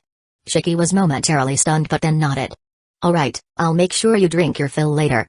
"Then it's settled, let's drink until we drop." After the banter, the two walked out of the main hall side by side. Chapter 68, 68 Training your movements need to be steady, and your steps quick. Don't just focus on the sword in your hand, try using other parts of your body to counterattack. Your fists and legs are your weapons in battle. At night, after finishing the grand banquet, Roy took Shiki Ryougi to the venue provided by Mr. Ryougi for some post-dinner activities. Although Mr. Ryougi repeatedly tried to persuade Roy to continue drinking, seeing him nearly unconscious after consuming almost half a barrel of sake, Roy still had Mrs. Ryougi take him home first. This guy was already starting to talk nonsense, almost spewing gibberish. He first suggested Roy marry into their family, then claimed he wanted to adopt him as his son. A variety of absurd comments began to spill from his lips, causing Mrs. Ryougi to feel alarmed. Seeing that Roy merely smiled and wasn't angry, she felt relieved and helped her husband back home. Even though they had drunk together, Mr. Ryougi was completely drunk, while Roy showed no signs of inebriation at all, which was quite astonishing. It was as if that barrel of sake did not affect him at all. What kind of constitution is this? Is he a reincarnation of a god of alcohol? Shiki Ryougi was also shocked by his alcohol tolerance. However, this was not merely a matter of alcohol tolerance, it was due to the unique nature of his body and soul, coupled with the presence of Avalon within him, which helped him resist most abnormal states, meaning he wouldn't feel any intoxication no matter how much he drank. Unless it was divine wine brewed by gods from the age of gods, ordinary liquor was not much different from water to him. Seeing that most people had already dispersed, only a few servants were left cleaning up the venue, along with some mob members who had also gotten drunk and were sleeping on the ground. At this point, it was time for him to take Shiki home. She had been staring at him for 2 hours already. If he didn't let the child release some energy soon, she might truly become frustrated. Thus, skipping the formalities, Roy took Shiki to the training ground and directly entered the most thrilling part, practical combat. Clang! With a light flick of his bamboo sword, Roy easily sent the small knife in Shiki's hand flying into the air. Immediately, he seized her wrist and threw her out with a swift motion. Bang! Accompanied by a cloud of dust and the sound of impact, Shiki landed heavily on the ground and couldn't get up again. Roy looked at her with a bit of concern but maintained a calm demeanor. However, his actions didn't slow down at all. He quickly stepped over to Shiki, bent down, and began to cast a healing spell. It seems like I've overdone it with my strength. This body's capabilities were much stronger than he had imagined. Next time, he had to be more careful. Does it hurt anymore? Although Shiki had long known the wonders of magecraft, she couldn't help but be amazed at how effective it was when she experienced it firsthand. Her back, which had felt like it was broken just a moment ago, was suddenly healed. This magecraft really is amazing, no wonder her father valued this person so much. Let's do it again. Then, following Roy's example, Shiki picked up a bamboo sword from the training ground and readied herself, her beautiful face devoid of pain or frustration from being knocked down, instead filled with fighting spirit. Due to his fusion with Lancelot's Saint Graf during the Holy Grail War, Roy had inherited quite a bit of Lancelot's martial skills, especially in swordsmanship. Although his body and Saint Graf had been torn apart in the crack of the Holy Grail, he still retained a fair amount of memories and sensations from that experience. After acquiring a new body and abilities, he also didn't forget to replicate some of Lancelot's techniques, though he wasn't quite at a level to compete solely based on martial skills with the Knights of the Round Table. However, he was more than capable of handling Shiki. Though he had sent her flying with a sword flick earlier, he intended to follow it up with a grappling technique that would strangle her, but since this was just training and she wasn't his enemy, he opted to catch her and throw her instead. In fact, he had been very lenient, so Shiki only sustained minor injuries and was now eager to continue practicing with him. Are you serious? Don't you need to rest a bit? Of course not. I can still fight. A spark of excitement shone in Shiki's eyes, and her determined expression gave her an air of spiritedness. She was already set in a proper sword stance, ready to spar with Roy again. Then I'll play with you a bit more. Seeing this, Roy also raised his sword to face Shiki, deciding to offer her further guidance. Alright. With Shiki launching another offensive, the sound of bamboo swords clashing echoed through the courtyard. Time passed, but it was hard to tell how long it had been. The two of them fought almost all night. Throughout this time, the spirited Shiki and the calm Roy repeated a cycle. The general process was as follows: Shiki was not satisfied with her performance and continued to charge at Roy. Roy, without holding back, taught her a harsh lesson, rendering her unable to fight. Then he bent down to help her heal. Shiki, feeling dissatisfied, charged in again to fight, and Roy would hit her again. As for how many times this cycle repeated, neither of them kept count. However, Shiki had broken 8 bamboo swords throughout the night. And yet, she still wasn't done. Although he had used healing magecraft to alleviate her pain and helped her regain some stamina, after fighting for so long, she should have been tired of it by now. After all, no one likes one-sided battles. But from Shiki's eyes, Roy could not see any signs of annoyance. Instead, there was a lightness he had never seen before. After fighting all night, it seemed she had released her pent-up emotions, and her spirit had become noticeably brighter. She was growing bolder and more excited, her skills improving significantly from when they had started. She had progressed from being instantly defeated to being able to withstand 2 or 3 of his strikes. A smile gradually appeared on her face. It seemed she was truly enjoying this process. Roy looked at the still-spirited Shiki and nodded slightly at her. Whether or not Shiki Ryuugi has the strange attribute of a battle maniac is uncertain. However, he does remember that in Karanokyoke, Shiki indeed has experiences of seeking fights, and he also sensed during their earlier battle that she genuinely enjoyed fighting. Perhaps this is related to her nature and origin. Watching Shiki become more and more vigorous in battle, he couldn't help but wonder.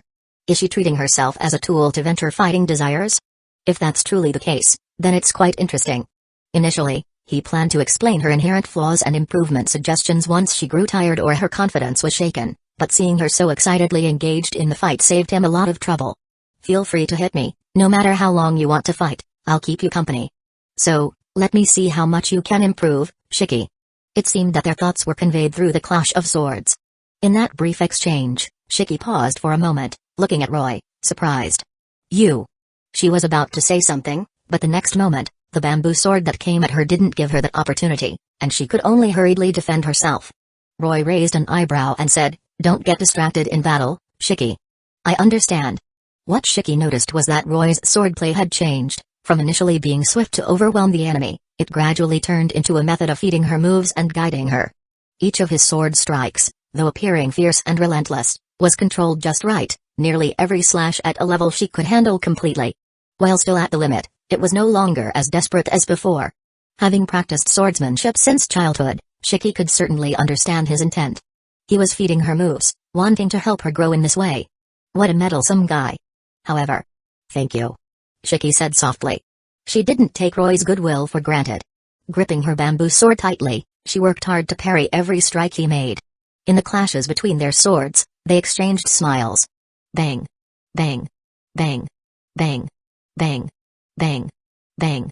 The dull sounds continued without end, and after enduring nearly 100 strikes, Shiki finally fell due to exhaustion. In the final strike, Roy easily blocked her attack. then seized the opportunity to move close to her, just as he had at the beginning, effortlessly knocking the bamboo sword from her hands. However, this time Roy didn't throw her away again. Instead, he grabbed her arm to declare victory. The outcome was decided. The game is over, today's training ends here. Go back and rest well. No, let's keep going. I can still fight. As if wanting to savor the fulfilling feeling from the recent battle, Shiki didn't want to end it so easily. She wanted to break free from Roy's hold, pick up the bamboo sword again, and continue fighting. But this time, Roy didn't give her a chance to be stubborn. He simply picked her up, carrying the exhausted Shiki back to her room.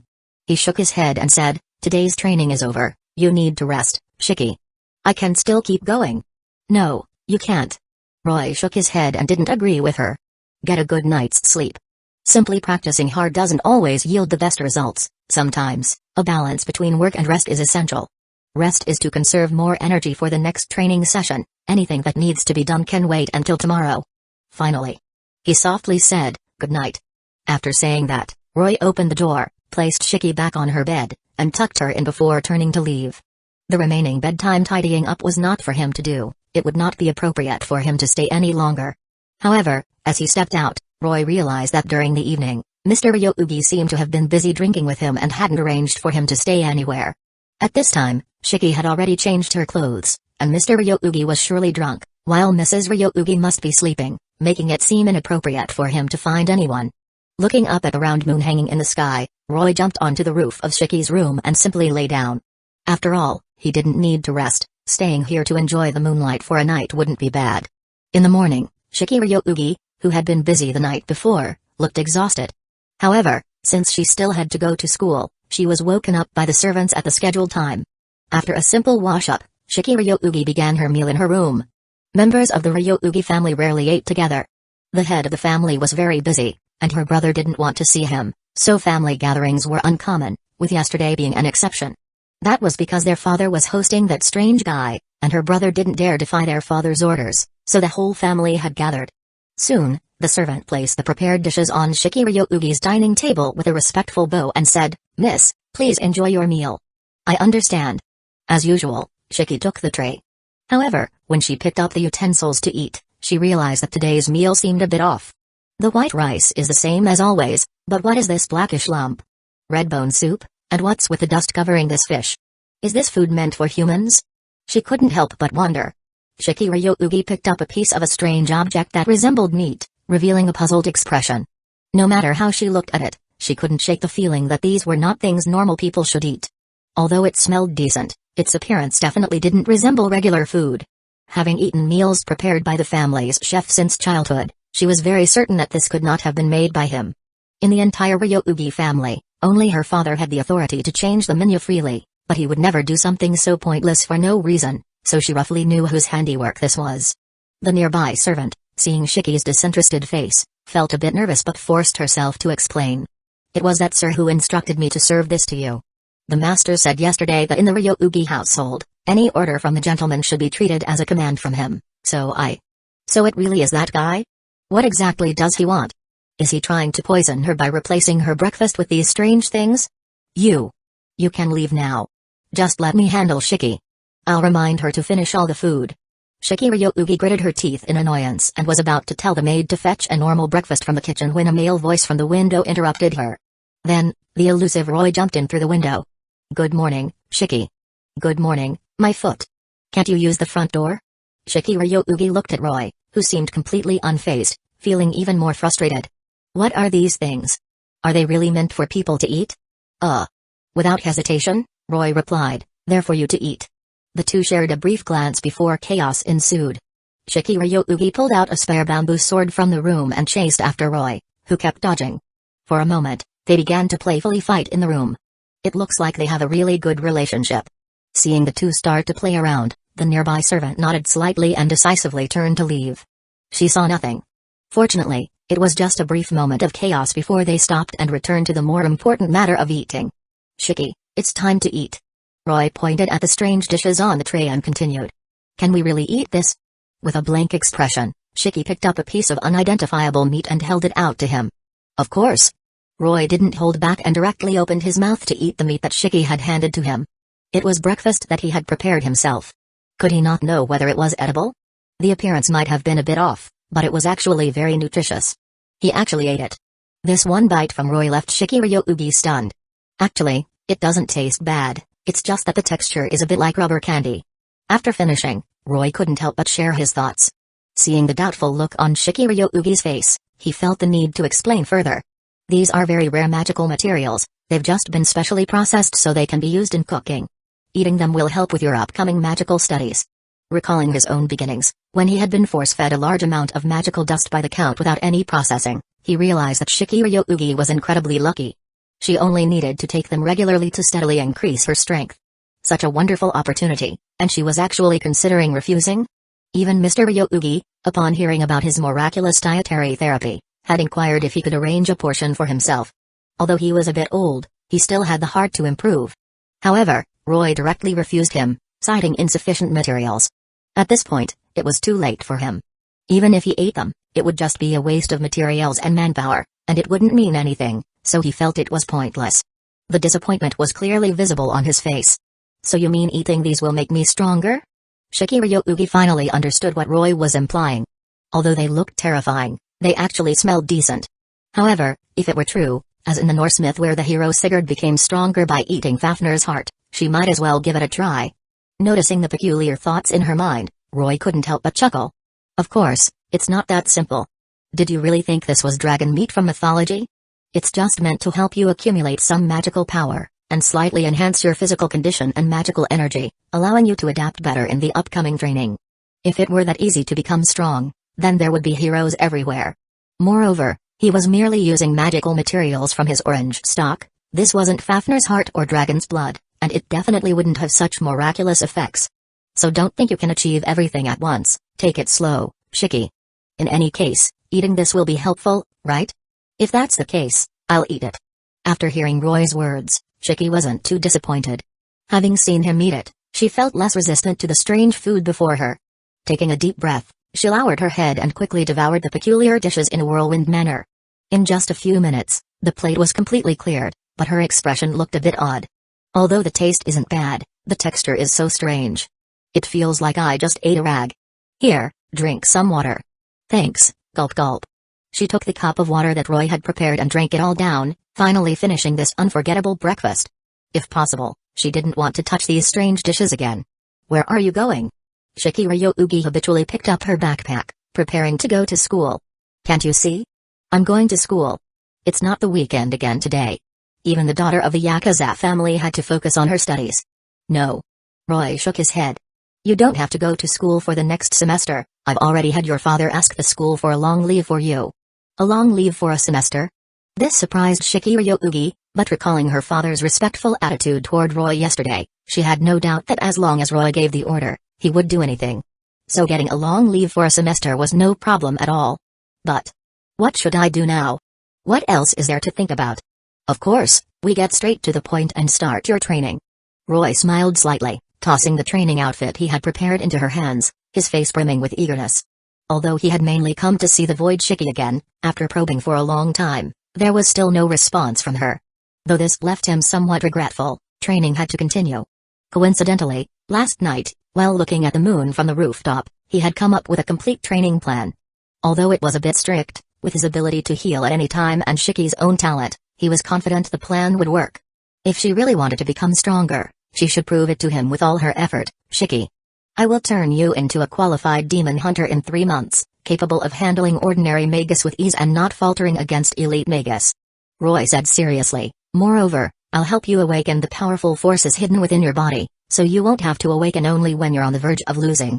You better be ready, Shiki. Bring it on. Once I finish my training, I'll chop you up first. Ha ha ha ha, if you can do that, I'll gladly accompany you. So work hard. After a bit of playful banter, the two exchanged glances, and Roy saw excitement in Shiki's eyes. It seemed she was also very much into this. Chapter 69, All for Sharingan. On the first day of training, Roy created a big scene for her. He said it was to awaken her potential, but he didn't practice with herself as he had the night before. Instead, he simply threw a strange, sharp little knife at her and had it practice over there with a pre-prepared partner. As for the training partner, it wasn't a normal person.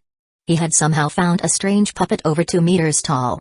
The puppet kept spinning, along with various sharp knives and pointed objects hanging from it, making it impossible to get close. After a long struggle, when Shiki chose to take the initiative, she still couldn't do anything about it. In just a quarter of an hour, she lost her ability to move. Is it really not working?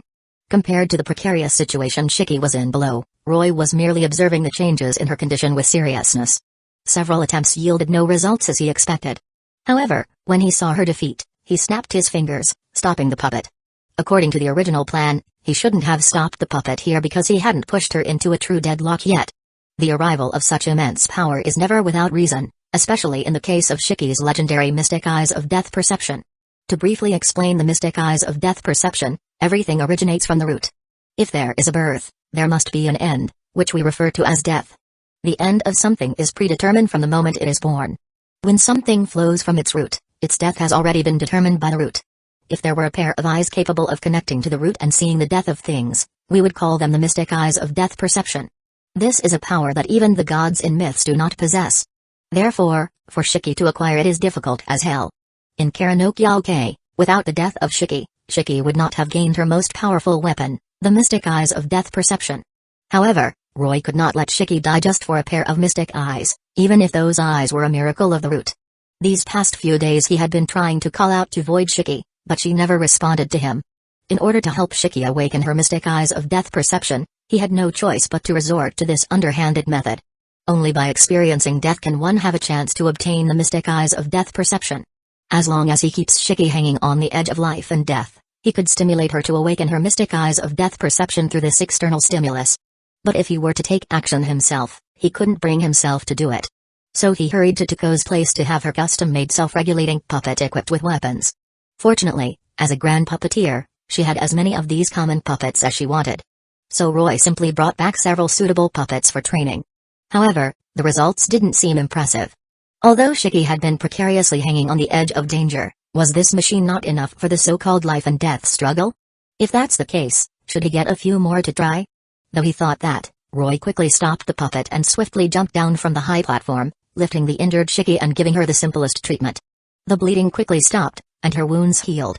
With some strange medicinal aid, Shiki felt that she had recovered somewhat. Then Roy asked, "Are you ready to start the next round?" "Of course, bring it on." Shiki showed no fear as if the previous life and death struggle was just child's play to her. "Good. Just be careful not to die." With her affirmative response, Roy immediately flashed her back and snapped his fingers again. This time, not only the previous puppet but also two others hidden in the corners of the training field joined the battle. 3 puppets equipped with different weapons formed a triangular encirclement under Roy's control, waving their weapons and preparing to attack the Shiki in the center. This time he personally controlled the puppets, trying to gauge the right balance and continuously pushing her into a deadlock through encirclement and constriction of her survival space, attempting to stimulate her potential and awaken her mystic eyes of death perception. Don't blame me for being cruel. Compared to losing something and then regaining it, now is the best time. Only by infinitely approaching death can one comprehend the true meaning of survival. Shiki, if you truly wish to protect Shiki, then struggle as much as you can to gain the power that belongs to you. Roy raised his arm and suddenly swung it down, launching a joint attack from the 3 puppets. Swipe. Accompanied by the swing of a steel knife, Shiki received another deep wound on her back. The intense pain made her grit her teeth. Ugh. However, the attacks from the puppets showed no signs of slowing down due to her injury and continued to close in on her position. These 3 puppets were not only as hard as steel but also moved quickly, with their equipped weapons making it difficult for her to get close. When there was only one, she could barely manage to dodge using her agility, but now that 3 were attacking together and cooperating, how was she supposed to respond? Was this reckless trial really just meant to kill her? She couldn't help but glance up at the man standing on the high platform, his eyes still cold, confirming that he would never came to her rescue before she died. Swipe. Barely dodging the flying wheel shot by the puppet, she felt somewhat dazed. Every time she tried to attack one of the puppets, the other 2 would sneak attack from the side. Though it was training, these puppets were not real people, they didn't know how to hold back. Any hit would leave her severely injured. Each attack or dodge gave her a sense of being on the brink of life and death. But she couldn't keep dragging this on. She needed to find a flaw in their coordination and take them down in one fell swoop. Shiki pondered for a moment, preparing to take the initiative again. Roy also, as he said before, no longer showed mercy. In the gaps created by Shiki every attack, he would control the puppets to launch direct attacks. Although Shiki was agile, with enough attempts, there would always be times when she would be hit. Around her fifth attempt, her body was already covered in wounds, and blood had soaked her clothes. Fortunately, during this time of life and death struggle, she had also found some clues, or rather, she discovered the flaws that Roy had deliberately left on these puppets. However, though it seemed she had found some patterns, she still didn't have absolute confidence. If she wanted to practice, she would truly have to gamble her life in her current state. But if this situation continued without taking action, she would only be exhausted to death. Shiki had never been a weak, delicate lady. So, she was going to take the gamble. Though these three puppets appeared to cooperate perfectly, upon closer observation, one would find that their attack patterns were fixed. The knife in her hand was a specially crafted tool given to her by Roy, capable of cutting through the unique material of the puppets. She only needed to exploit their attack patterns, and then take them down one by one. Shiki suddenly understood the words Roy had told her before they began. Don't view the enemy as a whole. Use your imagination, think carefully, break them apart, and then further break them into countless lines and dots. Once you've found the connection point that holds them together, then... Shiki seemed to grasp something. You wretched puppet. Noticing the change in Shiki's actions, a bad feeling suddenly surged in Roy's mind. It seemed like this girl was about to pull off something big. Facing the puppets again, the situation appeared unchanged. Shiki gripped the knife, attempting to attack one of them first. At that moment, the other two puppets, following Roy's preset patterns, launched their assault on her. However, this time Shiki didn't retreat. Instead, she made a very bold move. She thrust toward one of the puppets and then bent down to dodge the incoming blade, luring the other two puppets to crash into her position. Seeing this, Roy raised a hand to stop the puppets, but when he saw the courage displayed by Shiki and her determined eyes, he decided to lower his hand. Fine, let her handle it. Screech. The sound of special metals clashing and grinding was excruciatingly sharp. As Shiki had predicted, the three puppets collided violently, sparking a cascade of flames. Shiki witnessed everything up close in that fleeting moment. I knew I was right. No, you're completely wrong. I told you to awaken your mystic eyes of death perception by focusing on points and lines, but instead, you're using their force against them. The idea was to break down the construct of the puppets, not split up their formation. If it weren't for his intervention, Shiki's left arm would likely have been sawed off by the puppet at that moment. Whatever. Seeing the result, Roy couldn't help but sigh. Looks like plan A failed, so let's move straight to plan B. The three puppets were still trembling violently. Countless parts began to fly around the training ground like bullets, and the situation showed signs of spiraling out of control. Shiki tried to escape from the danger, but her injuries severely slowed her down, and she was about to be hit by the flying blades. Don't look up. At that moment, Roy leapt down from the platform, landing swiftly in front of her. With one hand, he shielded Shiki, who was about to pass out from blood loss, while with the other, he slowly brought down the runaway puppets. Boom. Boom. Boom. Several muffled explosions echoed, like grenades going off. The puppets, crushed by Roy's magical power, exploded into pieces, scattering components across the training ground. The entire Ryougi family was startled by the loud explosion. Had an enemy organization planted a bomb at the Ryougi headquarters? All the members grabbed their weapons, ready to investigate, but they were stopped halfway by Mr. Ryougi, who appeared suddenly. He glanced in the direction of the explosion, roughly understanding what had happened, and shook his head slightly. Disperse, there's no need to investigate. Return to your posts. Although some wanted to ask for the reason, they were firmly refused and had no choice but to nod quietly and obey. Understood. The gathered crowd quickly dispersed. In the dream world. Are you really going to do this?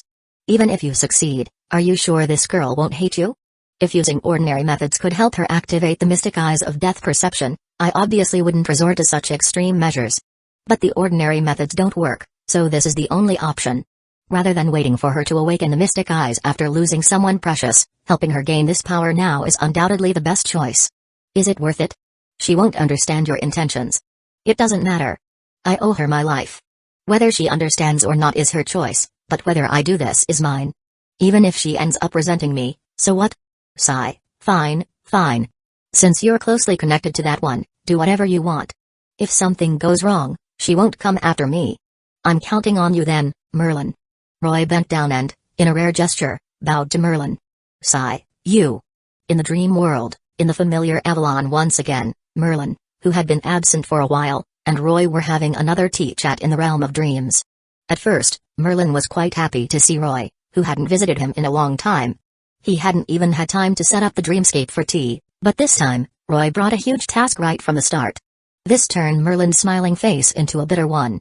He wished he could quickly send away this disaster that had suddenly arrived. "Roy, are you out of your mind?" This guy came straight in, asking Merlin to enter her dreamscape and craft a highly realistic dream world based on the script provided by Roy, in order to stimulate Shiki Ryougi and awaken her mystic eyes of death perception. Such a bold, reckless plan shocked Merlin, something he hadn't felt in centuries. Roy had his own reasoning.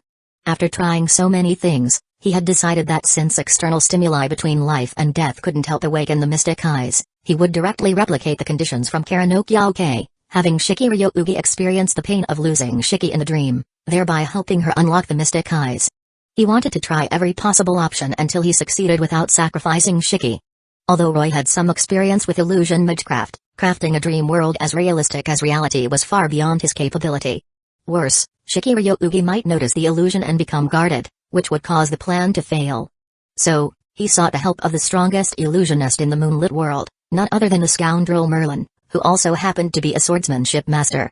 Roy would act as the director, crafting the script, while Merlin built the stage and threw Shiki Ryougi into a tragic performance without raising any suspicion. But while the idea was grand, the reality was harsh. Initially, Merlin didn't take it seriously when he heard it was just creating a specific dream, an easy task for him, so he agreed right away. However, when Merlin realized Roy wanted him to enter Shiki Ryougi's dream and set up a specific scenario, he was horrified and in disbelief. He was a hair's breadth away from pointing at Roy and cursing him. "Do you even know who she is? You want me to lay a trap in her dream? If I upset her, and she brings her sword to Avalon, even I'd be done for. This is impossible." Merlin was ready to send Roy away, fearing the worst. However, Roy retorted, pointing out that Merlin had freely entered his dreams in the past when Roy was still ignorant and powerless. Why was Merlin now so reluctant? Could it be that Merlin was selectively cautious, depending on whom he dealt with? Merlin responded, "Back then, you had no awareness or power, so why would I fear you? But this one is different. She's tied to the root and is everywhere. If you upset her, I won't have a good time either. I'm just a poor, weak, helpless Magus of flowers. Go find someone else." After much back and forth, Roy finally convinced Merlin by signing a guarantee that he would take full responsibility if anything went wrong, promising that Shiki wouldn't come after Merlin. He also agreed to do some favors for Merlin, which finally persuaded him. "Alright, I'll give it a try, but don't get your hopes up. That one might be watching us right now." Merlin sighed deeply. Looking at the sleeping Shiki Ryougi, his hands trembled as he prepared to work his magecraft. "If she does appear, no matter what you offer me, I'm not doing this. You'll have to fend her off." "Alright, I promise. If she shows up, I'll explain it myself. You can leave. How's that?" "That's more like it." With Roy's assurance, Merlin felt slightly more at ease. Under Merlin's arrangement, Roy tied a colorful ribbon around Shiki Ryougi's wrist, then signaled Merlin with an OK gesture from the dream world. Feeling the connection through the ribbon, Merlin nodded and began chanting a rare spell, constructing the dream world. Drip drip like water droplets falling into a pool, creating ripples. In another layer of the dream, a stage for Shiki Ryougi was silently being built on the water's surface. Interesting. As the two were busy at work, a gentle female voice suddenly echoed in the darkness. Chapter 70 Shiki. It was a rainy day. The sky was overcast and gray, with lightning flashing amid dark clouds as bin-sized raindrops poured down from the heavens. In a certain suburban city area, there was a densely planted bamboo forest, which appeared serene and elegant from afar. If you walked through this tranquil bamboo grove and followed the smooth stone path beneath your feet, you would arrive at a large mansion, filled with ancient architectural style. This was the estate of the Ryougi family, the wealthiest and most powerful family in the city.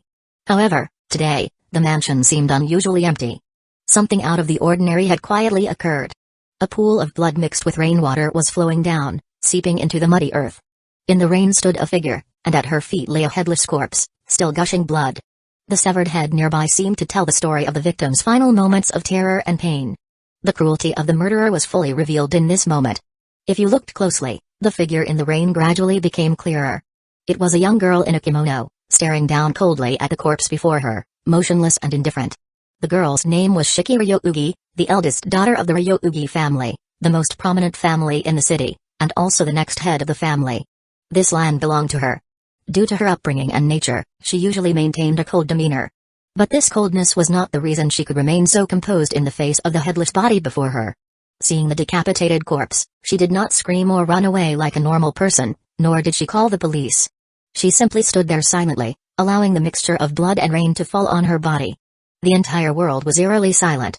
She looked up at the sky, as if lost in thought, or perhaps responding to something. "Was it you, Shiki?" she softly inquired, hoping to receive the answer she sought from the other personality in her mind. But for a long time, Shiki remained silent. This silence only deepened Shiki Ryugi's unease. This wasn't the first time a body had suddenly appeared before her, but for some reason, every time she saw one, she didn't feel fear. Instead, she felt a strange enjoyment, even pleasure. Something was wrong, terribly wrong.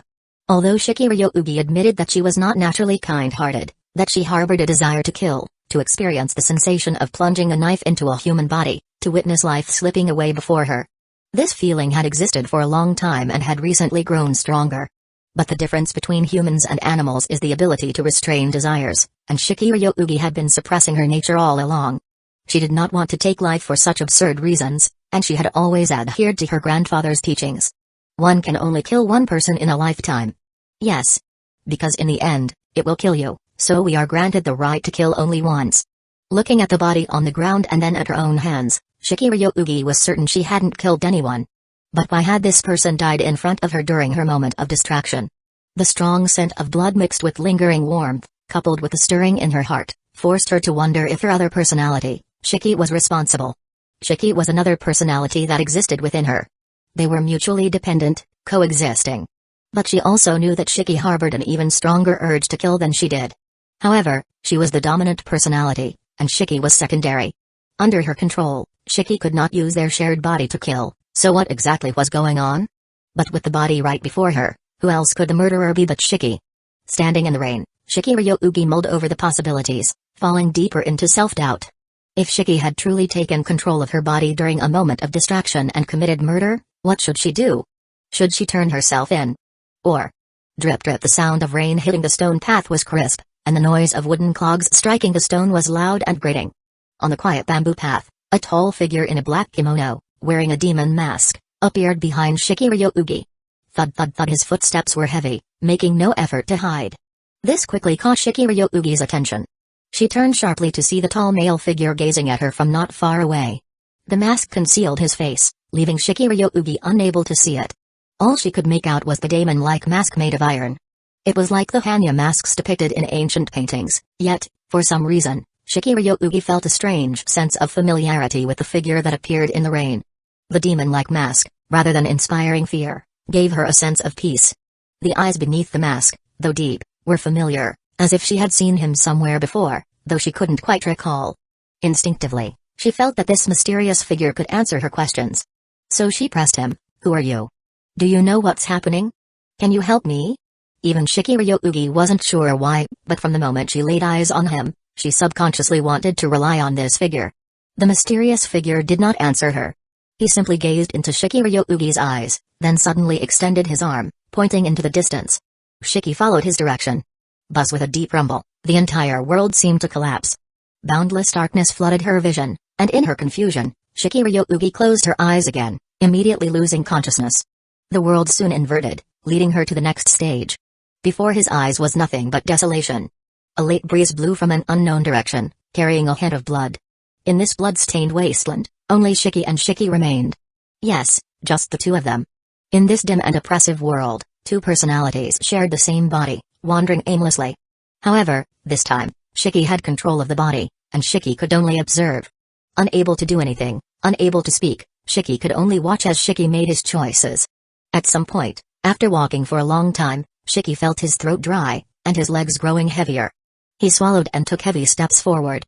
He kept moving forward. He saw many things in this barren landscape. Corpses littered the roadsides, the hills, and the ruins. Was this hell? He couldn't help but wonder. Amid the endless corpses, he saw countless tragic ways of death. At first, he only walked slowly, but as the number of corpses increased, he started to run faster and faster. He wasn't sure why, but instinctively, he felt that if he ran, he could escape this hell. Until familiar figures began to appear in front of him. It felt as though something was lodged in his throat. Shiki kept telling himself not to look, but his eyes, beyond his control, took everything in.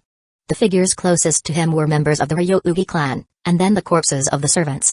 They lay on the ground, exposed to the wild, with grotesque expressions in their eyes. Then there was his heartless brother, His parents beheaded by blades, with crimson blood still pouring from their bodies, looking utterly horrifying. "No, don't come closer!" he screamed, trying to flee from the wasteland. Further ahead, even further ahead. He saw more. Whether they were his family or mere acquaintances he'd met once. Their corpses were easily matched with the faces in his mind. Shiki's hands and brain trembled violently.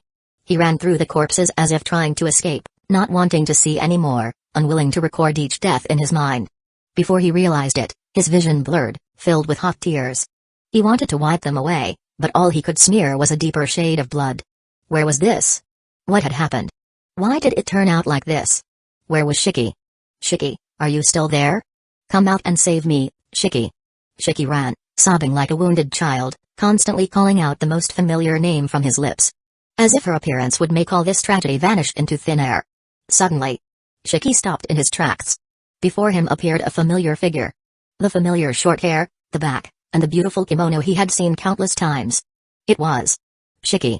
"Shiki, are you all right?" Finally, Shiki could no longer bear it. Though he was choking and could barely speak, and his body was worn out from running, upon seeing this figure, he couldn't stop himself from running towards her. "Wait for me, Shiki. Please wait for me. I beg you, don't leave me." Like a drowning man reaching for the last straw to save his life. But the figure of Shiki only shook her head slightly, and her words crushed his last hope. "It's all because of you. This is all your fault, Shiki. Shiki." Shiki stopped in despair. "If you hadn't existed, I wouldn't have to bear the sin of murder. If it weren't for you, everyone, all of them, wouldn't have died. You've killed too many people. You're the real murderer. You are a demon, Shiki." Shiki's figure faded away with the bloodied wind, the colors shifting from vibrant to the bleakest black and white, just like Shiki's despairing heart. At that moment, he no longer had the strength to run. Shiki collapsed to his knees, completely devoid of hope, tears still streaming from his eyes. He murmured, "I'm sorry. I'm sorry, Shiki. I'm sorry, everyone. A person like me, a meaningless person, should never have existed in this world. If it weren't for me, both this world and Shiki could have lived much happier. I'm sorry, I'm sorry, I'm sorry, I'm sorry, I'm sorry, I'm sorry, I'm sorry, I'm sorry, I'm sorry. God, if you truly exist, please save me. Please save these innocent people. The only one truly guilty, from the beginning to the end, has always been me alone." As if God had really heard Shiki's prayer, in the midst of the despairing scene, a low footstep suddenly echoed. Once again, the mysterious figure appeared, with that soul-devouring demon mask. He bowed slightly and handed a sharp scimitar to Shiki. After a moment of silence, he turned and left. In their witness, a crimson blossom of blood was about to bloom in the endless desert. "You mustn't do that, Roy." Just as Roy had completed everything, awaiting the final outcome, he hesitated slightly, turning back in the dream. Suddenly, the sky shone with a warm sun, and pure white snowflakes gently drifted down. In the springtime snow, a beautiful silhouette, bathed in the sunlight and snow, appeared before his eyes once again. She smiled at Roy and slowly raised her hand. Then, the world collapsed. Everything turned to nothing. Wow! It actually appeared. Didn't he say she wouldn't show up? After effortlessly destroying the dream stage meticulously prepared by Roy, Void Shiki directly brought him to Avalon, where they met the hardworking Merlin. Upon their arrival, they scared Merlin half to death, causing him to drop his wand in shock. He quickly hid behind the curtain, pretending as if he couldn't be seen. "We meet again, Roy." "Yes, we meet again, Shiki." Fortunately, Void Shiki had no intention of bothering Merlin. She only wanted to talk to Roy and had no plans to trouble the accomplice. Whoa! With a wave of her hand, Merlin was swiftly expelled from the dream realm. Once Merlin was driven away, only the two of them remained, facing each other in the dream world. Roy appeared somewhat awkward. How should he handle this situation after scheming against Shiki, only to be caught by the real Void Shiki? Any suggestions? It's urgent. Looking at the smiling Void Shiki sitting opposite him, Roy felt a bit lost. At this moment, he genuinely didn't know how to explain himself to her. There was no way he could say, "Since you've been ignoring me and I didn't have a better way to awaken Shiki's eyes, I collaborated with Merlin to stage an Ukiah-style awakening for her, right?" Although that was the truth, admitting it out loud felt impossible for him. After a long internal struggle, when Roy finally racked his brain to say something to Void Shiki, she gently shook her head, raised a finger to her lips, and gestured for him to remain silent. Then, she spoke first. "I already know everything, Roy. Everything you did was for Shiki's benefit, and I don't oppose you helping her awaken her power. Wanting to help Shiki gain the power that belongs to the future, so she can protect another part of herself. That idea isn't wrong. After all, you're such a kind person. But this method is wrong. If you continue like this, you might help Shiki obtain power, but have you thought about yourself? Void Shiki shook her head, and for the first time, she showed a serious expression, which surprised Roy. It was the first time he had seen her like this. She seemed a little angry. The result of this would be that Shiki and Shiki would resent you. Although this was just a dream, the experience will be imprinted in their minds. Even though you helped her awaken the mystic eyes, there will be a rift between you three. This is not a good way to go about it. Do you understand, Roy? Sorry, I should have notified Shiki before doing something like this. It was indeed reckless of me, Roy said softly as he lowered his head in apology in front of the one involved. I shouldn't have hurt her in this way. I should have been more cautious. Do you understand? Roy's swift acknowledgement surprised Void Shiki. I understand. After all, when it comes to you, any excuses would just be pointless. As long as you understand, Roy. Don't toy with others' emotions so casually. Please don't engage in such absurd tests again, okay? All right. Roy nodded. But since you've already come this far, and you're just one step away from the goal, giving up now would surely leave you unsatisfied, right? Roy didn't respond. You can't use such reckless methods anymore. I've sealed the memories of Shiki and Shiki from just now, so now let me help Shiki obtain that power. Really? If you're personally going to help, things will be much simpler. Hearing that Void Shiki would help in person, Roy was a bit delighted. If she was taking action, it would certainly be more reliable than any method he could devise. What are you talking about? After all, I am also Shiki. Helping myself isn't anything out of the ordinary, is it? Ah, right. If only she hadn't been pretending to be dead all this time and had come to help sooner, would he have needed to resort to this method to stimulate Shiki?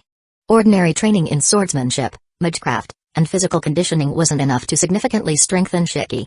Her talent wasn't in magecraft, and no matter how meticulously she was trained, she would only become an average magus at best. The only thing that could allow Shiki to leap forward in a short time was the mystic eyes of death perception. Every skill Roy had arranged for Shiki was centered around these eyes. Without them, it would be difficult for Shiki and Shiki to ensure their future safety. That's why he was so keen on these mystic eyes. Well then, you should leave now, Roy. When I'm done, I'll come find you if I have the time. Now, I'm going to help Shiki awaken her true eyes. Seeing through Roy's true intentions, Void Shiki showed a little temper. Void Shiki wasn't a petty person, she always settled her grievances on the spot. Roy ended up sharing the same fate as Merlin, as he was directly expelled from the dream world by Void Shiki. Honestly, he couldn't catch a break. She had only been asleep for a little while, and when she woke up, she found Roy causing all this trouble. How could she not blame him? Though Roy's intentions were for Shiki's good, and she didn't fault him for that, she couldn't be blamed for sleeping for so long either. So, the real problem lay with that incubus. If he hadn't created the dream, this wouldn't have happened. After she finished helping, she would go to Avalon to teach him a lesson. But that was a matter for later. Right now. She looked at the sleeping version of herself and gently pressed her forehead against hers. Shiki, what choice will you make? Chapter 71, 71 Perfect Compensation. A dream, still a dream. What kind of hellish scene is this again? Shiki Ryougi couldn't help but wonder. What surprised her, however, was that the scene presented this time was not hellish like before, and she was no longer the protagonist of the dream. In the next moment, her mind suddenly became much clearer, and the memories suppressed before flooded back to her. Roy. The figure of that man overlapped with the ghostly face in the dream. Before she could think much more, the enormous water mirror before she began to play out the life of Shiki Ryougi, which, according to Roy's words, should be Kara no Kyokai. Familiar faces, familiar figures. The girl named Shiki Ryougi lived a life identical to her own. Whether it was her grandfather's last words or another Shiki Ryougi, this version of Shiki Ryougi had everything the same as hers. She had a calm and indifferent temperament, began practicing swordsmanship at a young age, then went to school, and life continued as usual. If it weren't for the subtle differences between them, Shiki would even feel that this was her own life flashing before her eyes just before she died. However, a change finally occurred at some point in that unchanging life. This was also the divergence point of her fate. Although their past lives were the same, this Shiki Ryougi did not encounter the strange guy named Roy that day after school. She continued to live a 2.1-line life just like before. Until not long after. In a downpour, another Shiki Ryougi found herself before the decapitated corpse of herself, drowning in deep self-doubt. Everything was just as presented in that earlier dream. This Shiki also believed that Shiki had seemingly committed murder. So she began to evade and flee until she met the Magus named Go Ozaki, as well as a boy named Miki Akakatu. Things were developing smoothly, but the figure of Roy did not exist in this world. Because Shiki always felt that if that guy were around, he would effortlessly resolve these matters. In truth, when these events unfolded before her, Shiki did not feel particularly moved. She was merely an observer watching another version of her life. You might empathize with certain scenes and moments in a movie, but you absolutely cannot feel it personally, because you are just a bystander. These are ultimately not your experiences. Until Shiki's death. When she saw the scene of Shiki dying for her sake, it felt as if countless blades had pierced her heart, a sharp, intense pain lingering in her mind. She tried to call out to her Shiki, desperately wanting to confirm that her Shiki was not dead, but Shiki did not respond. Like the Shiki in the water mirror, she left quietly and silently without Shiki's knowledge. But it was not that Shiki did not want to respond to her, or rather, she was unable to respond. Because a beautiful figure, with the same appearance as hers and stepping lightly through the spring snow, was already standing before her. As for what happened afterward, whether it was the eyes she gained or the events of finding the murderer, nothing compared to the moment she lost Shiki that moved her. She no longer needed to watch, she wanted to know more. Is that person me? Although she was unclear about the true identity of Void Shiki, she still began to ask the other self that appeared before her, hoping to get the answer she desired from her lips. It is you, but that is the you who has not met Roy. You will experience loss and gain in the life to come, obtaining your own strength through death. Her own strength. That was the pair of eyes that could see through the lines of death. She of course knew what this self referred to as strength, but if that strength came at the cost of Shiki's death, it was not worth anything to her. She would rather never have that power. Shiki quickly questioned, was that previous dream also you doing? Not me, it was Roy. In response to Shiki Ryougi's question, Void Shiki answered easily, he wanted to help you awaken those eyes in his own way, so he wove that kind of dream for you. Roy? It should refer to Roy. So it was that guy. In other words, that reckless trial and battle were also to force her to awaken those eyes. Shiki quickly pieced together the sequence of events. But why? Why would he go to such lengths? Why, you ask? I actually don't know either. Maybe it's because he has a bond with me, so he wants to repay this bond to you, or perhaps he's simply kind-hearted and doesn't want to see you lose.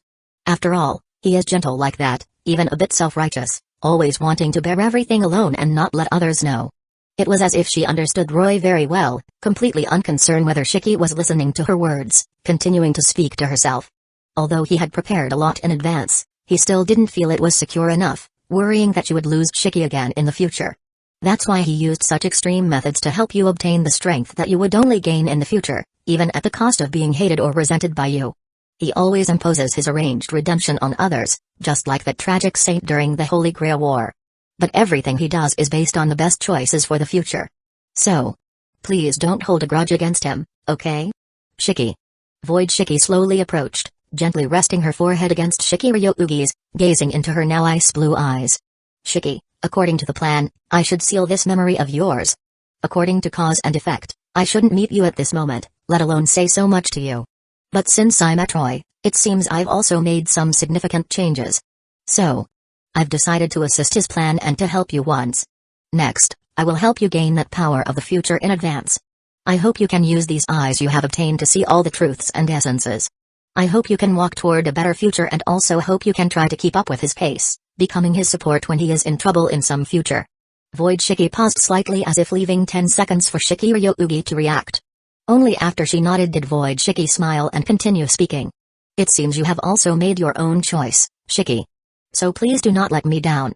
I will watch over your progress from places you cannot see, just like Shiki, until you reach the true end. You must remember, you are Shiki, and I am also Shiki. Be sure to remember that whether it is me or you, or Shiki and you, we are all the same person from beginning to end. In the final words, the pale yellow figure in a kimono slowly began to dissipate. I will. Shiki nodded solemnly. As she looked at the pristine path left by another version of herself, she was preparing to step forward when her attention was drawn to the scene reflected in the water mirror. That was. The young figure projected in the water mirror was Roy, but who was the one in green clothing, laughing heartily with a seaweed hairstyle? Connecting this with what had just happened, she guessed. Was this his life projection? Seeing this, Shiki no longer hurried to leave, choosing to stay in place and watch the past that belonged to Roy unfold. To think you really waited for me outside. Having detached from the dream world ahead of time, Void Shiki borrowed Shiki's body and was sitting on the bed, looking down at Roy, who appeared helpless below. Shiki was still captivated by the projection of Roy's experiences during the Holy Grail War, which she had intentionally shown him before leaving. She knew she wouldn't be out for a while, so Void Shiki decided to take this opportunity to borrow Shiki's body and have a little fun. And tease Roy a bit. Yes, how could I dare disobey your orders? Not only was he unable to defeat Void Shiki in strength, but rationally, his body was remade by her, even his magic was obtained with her help. It could be said that his entire life back in the real world was granted by her. For both emotional and logical reasons, he wouldn't go against Void Shiki. This is how it should be. I've already helped Shiki activate her mystic eyes. She's still asleep now and won't wake up for a while. During this time, I want to talk to you about something. Then, Void Shiki opened Shiki's icy blue eyes, and her aura instantly changed. Her originally short hair transformed into long hair, and her outfit became the iconic pale yellow kimono. Once locked in by her gaze, even Roy felt the threat of death, his body instinctively wanting to retreat. However, Void Shiki bent down, easily grasping Roy's arm, and casually halted him. The two locked eyes again, and the atmosphere felt slightly awkward. A small action caused such great harm. I'm sorry. No need to apologize. After all, you're not facing Shiki, but me. It's natural to instinctively feel fear when looking into these eyes, it's not your fault. Void Shiki shook her head, deactivating the mystic eyes of death perception, which finally made Roy's body stop reacting. But, Roy, I helped you complete your plan, and I also improved your image in Shiki's mind. Shouldn't you give me some compensation to be fair? Void Shiki smiled as she got closer. Compensation? Roy's heart raced, and his brain desperately considered what he could offer. Power? She was several realms stronger than him, even a Beyonder might not be as powerful as Void Shiki. Could he really give her power? Besides, his power was granted by her. Money. She didn't seem to need it, anything Void Shiki wanted could be summoned with a thought. Moreover, he was quite poor. Authority? All phenomena in the world stemmed from the root, she practically controlled the authority of the world's judgments. Did she need him to provide that? For a moment, Roy's mind fell into an unresolvable loop. Is this compensation really that hard to think of? I can give you a chance, if what you propose can move me, I'll grant you a small wish. Seeing Roy's distressed expression, Void Shiki suddenly leaned in closer, tilting her head with a slight smile. Her long black hair was like ink, exquisite and beautiful, complemented by her stunning face and aura, making Roy's heart race faster at such a close distance. Her hair smelled of ink. Void Shiki's eyes, now devoid of icy blue, resembled underwater pearls, carrying a hint of mirth as she looked at him and asked, "Go ahead, let me see if you can offer something that can touch me." How should he compensate? What could he offer to impress her? Roy pondered. But he soon exhaled and answered earnestly. I've already thought of the compensation. Oh? Let's hear it. Void Shiki's face showed a hint of anticipation. I will take care of you, whether it's Shiki or Shiki. I will do my utmost to look after them and help them. Regardless of the enemies and challenges, I will lend a hand until they find true happiness. I know you're incredibly strong, but sometimes you can be playful.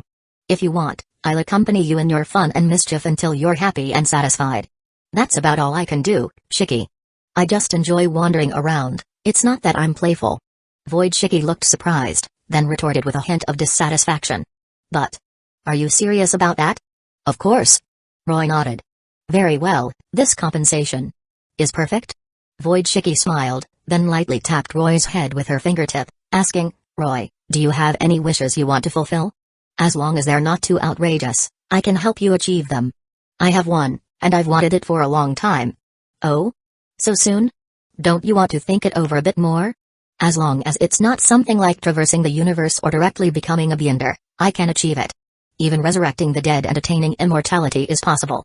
No wonder Void Shiki was much more useful than the Holy Grail. No need for that, I'll rely on my own means to achieve the wishes of becoming a Beyonder and returning to my world. Immortality is not a reward but a punishment, and resurrecting the dead isn't necessary for those who have died naturally. You see through it quite thoroughly. Void Shiki shook her head, her curiosity piqued as she asked, so what is your wish? Please tell me the secret of Fujino Asagami's painless syndrome and the treatment method. Without hesitation, Roy answered. However, at this moment, Void Shiki's expression seemed to undergo a slight change. Are you really willing to use this wish for a girl you've only met once? Yes, because even after thinking for a long time, not even Tuko could find the true cause of her painless syndrome. I'm a bit worried about her, so. Just worried, huh? Really, to use a wish so easily for such a reason, you truly are. Void Shiki shook her head but didn't say much more. Her fingertips rippled softly, and soon all the information about Fujino Asagami flowed into Roy's mind. So that's how it is. No wonder I couldn't find the reason through Midgecraft. It turns out to be like this. With the help of Void Shiki, Roy quickly understood everything. He looked at Void Shiki in front of him, gently nodded, and was about to express his gratitude when she stopped him. With a soft laugh, she revealed her stunning beauty once more and said, "Didn't you just say you would play with me and make me happy? Since Shiki hasn't woken up yet, can you take me to see the cherry blossoms?" "Of course, I'd be happy to serve." Chapter 72, 72 Asakami you mean?